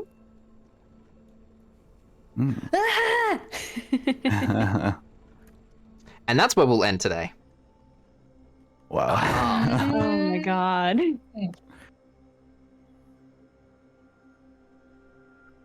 Whoa, what a game, guys. Whew. Oh my lord. That was a heavy last That part. was heavy. Oh my god, Pastel, you were just incredible. Oh my That god. Sorry. No, don't be sorry. Right. Oh my god. I'm sorry, Yereza. I'm so sorry. It's okay, I loved it. That sounds Okay. horrible. I thought maybe you were crying. I'm very sorry. I'm so glad that Matif finally like broke through. Oh, You were both going off. Oh my god. Such brilliant actresses. Can we get some pogs in the chat, please? Aww. And Oh. actors. Yeah. And actors, yeah. Oh my lord. Holy moly. Thank you for joining us, everybody. Let's hashtag plug ourselves. And let's start with the man who must make a choice. Usubeni Yume. Oh. Yeah, what a crazy game. And I'm not convinced that D&D isn't also therapy. You know, there is a type of therapy It is. called It is. roleplay therapy. Yeah. Yeah. Yeah. Fuck yeah. But yeah, I'm glad that Ciaran was able to once again impart some of his wisdom onto the group in his kind of temporary place here. And then also, it's kind of ironic how my characters are. But Lucy finally making a choice and finding where his loyalties are. So, yeah, I could talk more endlessly about the game, but it was great. Thank you. Please look forward to Lucy's origin story coming out as a physical book. And that's it. Oh my gosh. My god. An incredible performance will go to PastelTheSnake. Don't do that to me. I will support you no matter what. You are incredible. My name is PastelTheSnake on both Twitch and Twitter. I play a different TTRPG game if you want to check that out on Thursdays at 8 p.m. Central Time. I'm the DM of that game. Woo! But different. But we have a lot of fun there. I am very happy that I could have some fun conversations with everybody today. It was so cool, Jesus. But yeah, I will pass it on. Amazing. Let's go over to the tree boy. Wyndham Detective Vossler. Yeah, I'm WyndhamVossler, detective VTuber, part-time catboy, and here, I don't know, some kind of tree angel now? Shit happens. Yeah, you made that command doesn't work. It's That's what I always Wyndham. call you so. Aw, I always call you Wendy so. fucking so cute. But yeah, I play a bunch of generally RPGs and other fun stuff. So if that's up your alley, you can look my way. Awesome. Princess of Pentica. Astrid Arcana. That's me. Hello. Thank you so much, everybody, for being here. I'm Astrid. I stream on Twitch. I make art at Astrid Arcana on Twitter and Instagram. I felt like I just got my soul ripped out of me listening to that amazing Fields vent at the end there. Oh my god. Freaking Pastel and Yereza. Okay. I was feeling it. I was feeling it. Anyways, yeah. That's me. Yeah. Amazing. And finally, Herald of Devotion. Yereza. What does that mean? Yeah, I'm Reza. I play Rowen here. Obviously, oh my god, it's always so fun to play with you guys. Every single session is so exciting. I don't understand, but I love it. And I also stream art and some games here on Twitch. So if you want to check that out, you can do that. Thank you. Amazing. And finally, hello everybody. I'm your humble dungeon master, Merlin the Magister. I stream basically Apex Legends, sometimes some other stuff over at my channel. And if you want to see me torture my players here, check us out, same time, same place.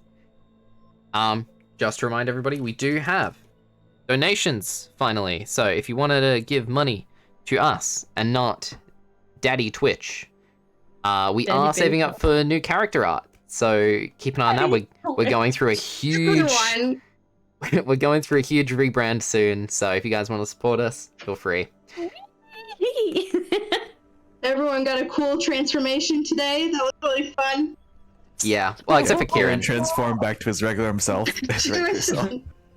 Still a transformation. He's perfect the way he is. That's why. Exactly. But yes, thank you for watching, everybody. Thank you for supporting us through this journey. Episode 40 next weekend. We have been VTuber Tabletop, and we will see you on the Almost other our side. first anniversary, by the way. Yes, it's almost our first anniversary, guys. Almost a year of VTT. Yeah. And here's to 69 more. Alright. Goodbye, everybody. See you on the other side. Goodbye. Bye-bye. Bye. Bye bye.